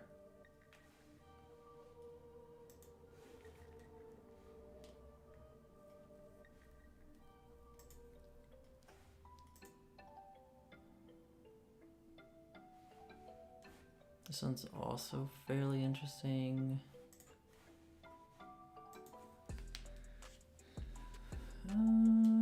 What about this? What are you looking at? Oh, do you not see?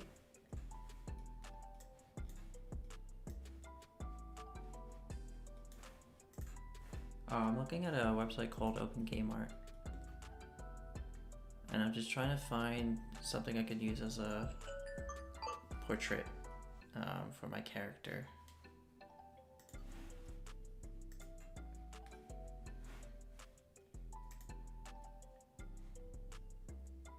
Okay, okay.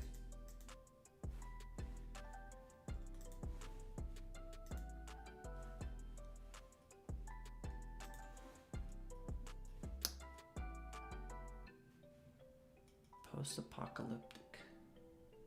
To generate it? We could.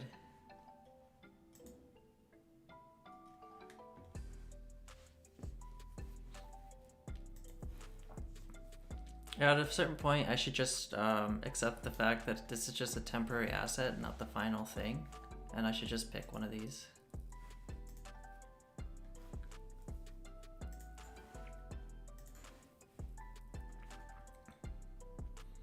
So,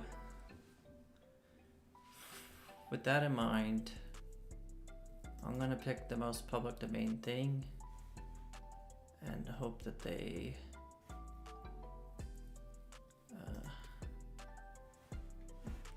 that it looks good. Documents, downloads. What is it called? PD.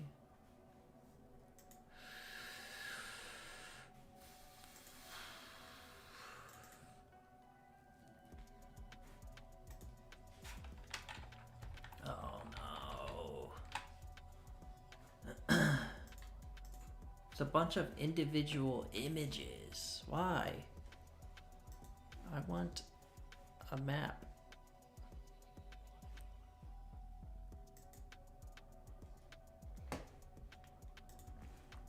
What about this one? I don't even know if I can open a BZ2, to be perfectly honest.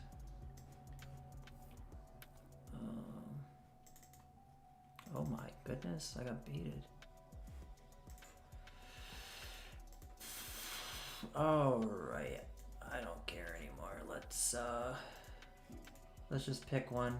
Let's find the most rugged looking man.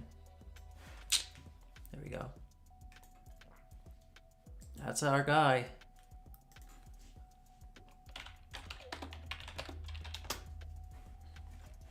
Okay. So we just wanted to put that. It's gonna look a little bit hyper realistic for what we have so far, but it'll be fine. Everything's fine.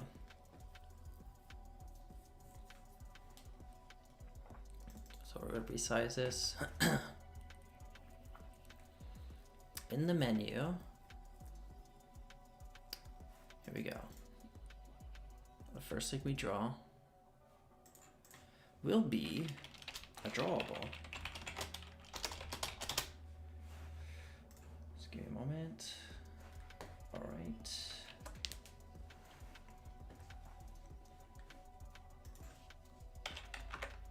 So the X is padding 2 times padding plus edge, UI edge, plus bar. No, JK, that's it. Y is 2 times padding plus UI edge. And then the width is bar width, and the height is bar height. And the radius is bar. Sorry, they're both meant to be width. Divided by 2. And the image is slash survivor slash public portrait dot png. All right, let's just check it. Let's just check it. Oh yeah, that's what I'm talking about right there. We'll say clip is true. We'll go to type, then we'll go to, this is the wrong types.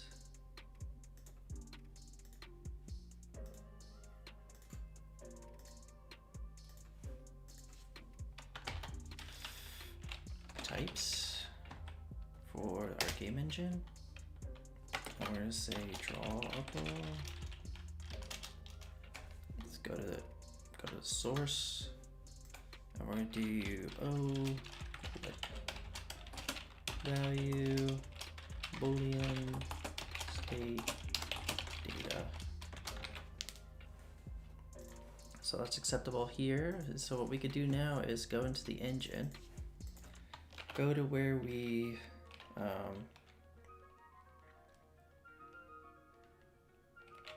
round rect. We go here, we say if clip context dot clip. That's not the word clip. And then we could say const clip equals get value drawable dot clip state drawable false. Excuse me. Clip with an I.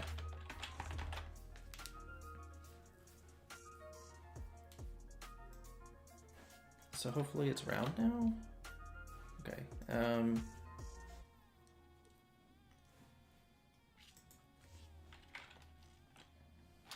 So we'll do context dot save.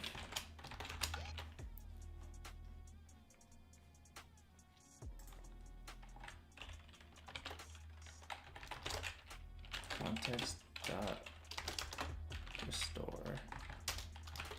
And we'll move this.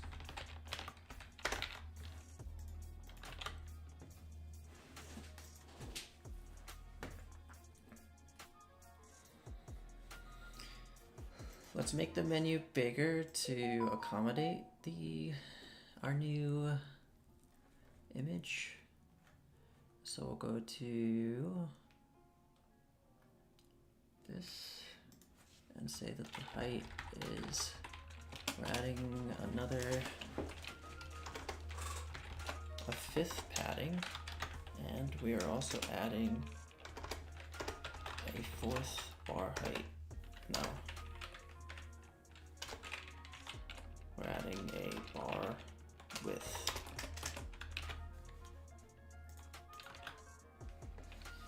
And now we can just offset all of these by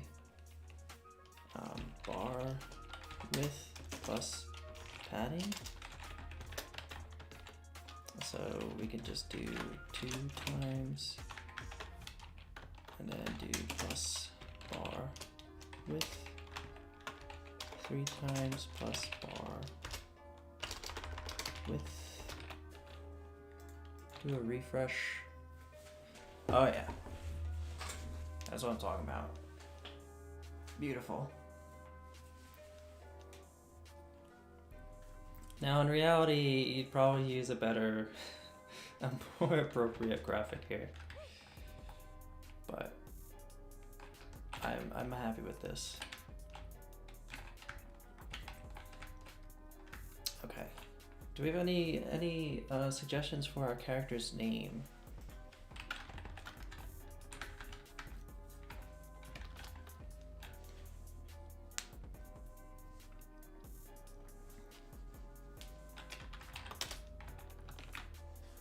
Otherwise, I'll probably pick something boring.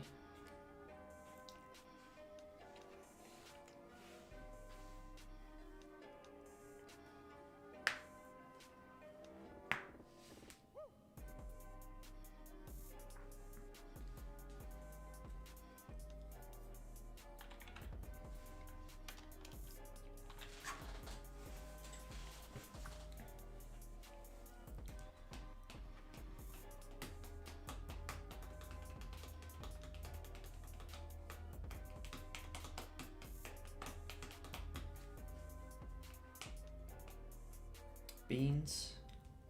You got it. Cool beans. Alright. I think adding his name and adding the level will be the last thing I do. Just check my... okay. And then I have to sign out for the day. So let's get that done. Drawable. Name. Text. Cool beans. The X is. We're going to take a lot from the other text here.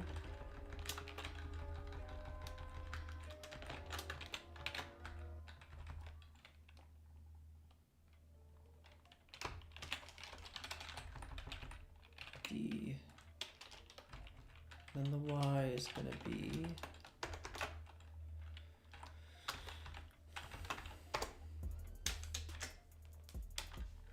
padding UI edge plus what's it called? Something footer, no. Bar width.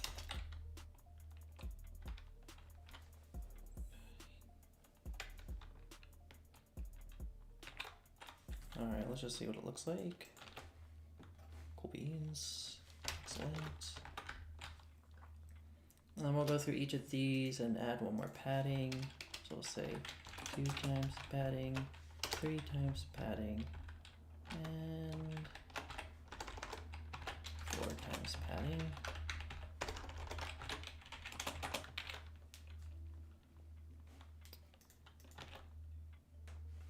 And we probably need to center line it. I think centering would be much cleaner. I think bolding it would also be pretty impactful. Bar width divided by 2. Center. How do I bold? Is it here?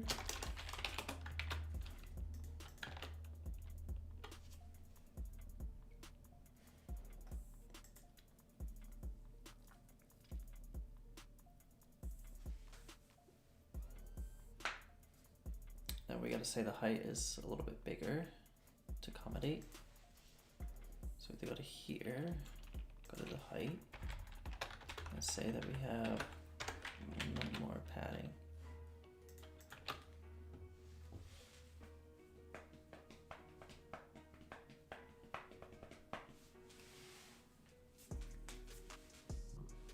So one thing we might want to consider doing is creating views that make it easier to create UI, because like this UI is stacking, but every time we add something and change something, we need to like recalculate everything.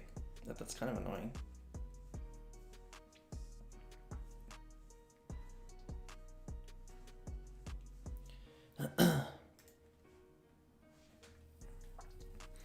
There's one more that we would want to put is the level. Maybe we put the name above and the level below. Maybe. I think that might be cooler. But I don't think we can do it in this session, unfortunately. I think we're gonna have to call it here. I will be, what's tomorrow? Tomorrow's Friday. I should be streaming, tomorrow's Saturday, sorry, I don't know what I just said. I should be on maybe sometime around 12. I'll definitely be doing a shorter stream tomorrow. Because it's the weekend. But I will not be streaming on Sunday, but I will be watching the Super Bowl. So if anyone's watching the Super Bowl, we can discuss in the Discord. But let me commit what I have. And I think next session will make menus easier to build.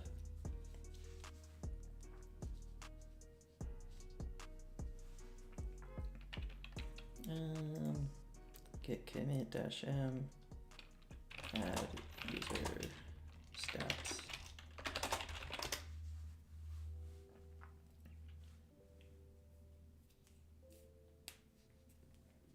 Okay. Cool. Alright, that was a pretty... I definitely got a lot more done than I thought I might. And I definitely didn't work on the things that I thought that I would end up working on, but I had a good time. Thanks for joining, everyone. Just hopped on again for a minute, enjoy your night. And thank you, Sen. Have a good night for you too. Thanks for all the links you shared, the information. It's definitely interesting. I'll definitely keep trying it out. The Average Brain, thanks for hanging out. I think you said you'll be back at school on Monday, but you know, keep in touch. Discord or pop in every now and then. Alex, thank you. Zuha, if you're still out there, thanks for joining. Anyone else that I'm missing, thanks for tuning in. I'll be on for maybe 4 hours tomorrow. I'll message in the Discord before I go online.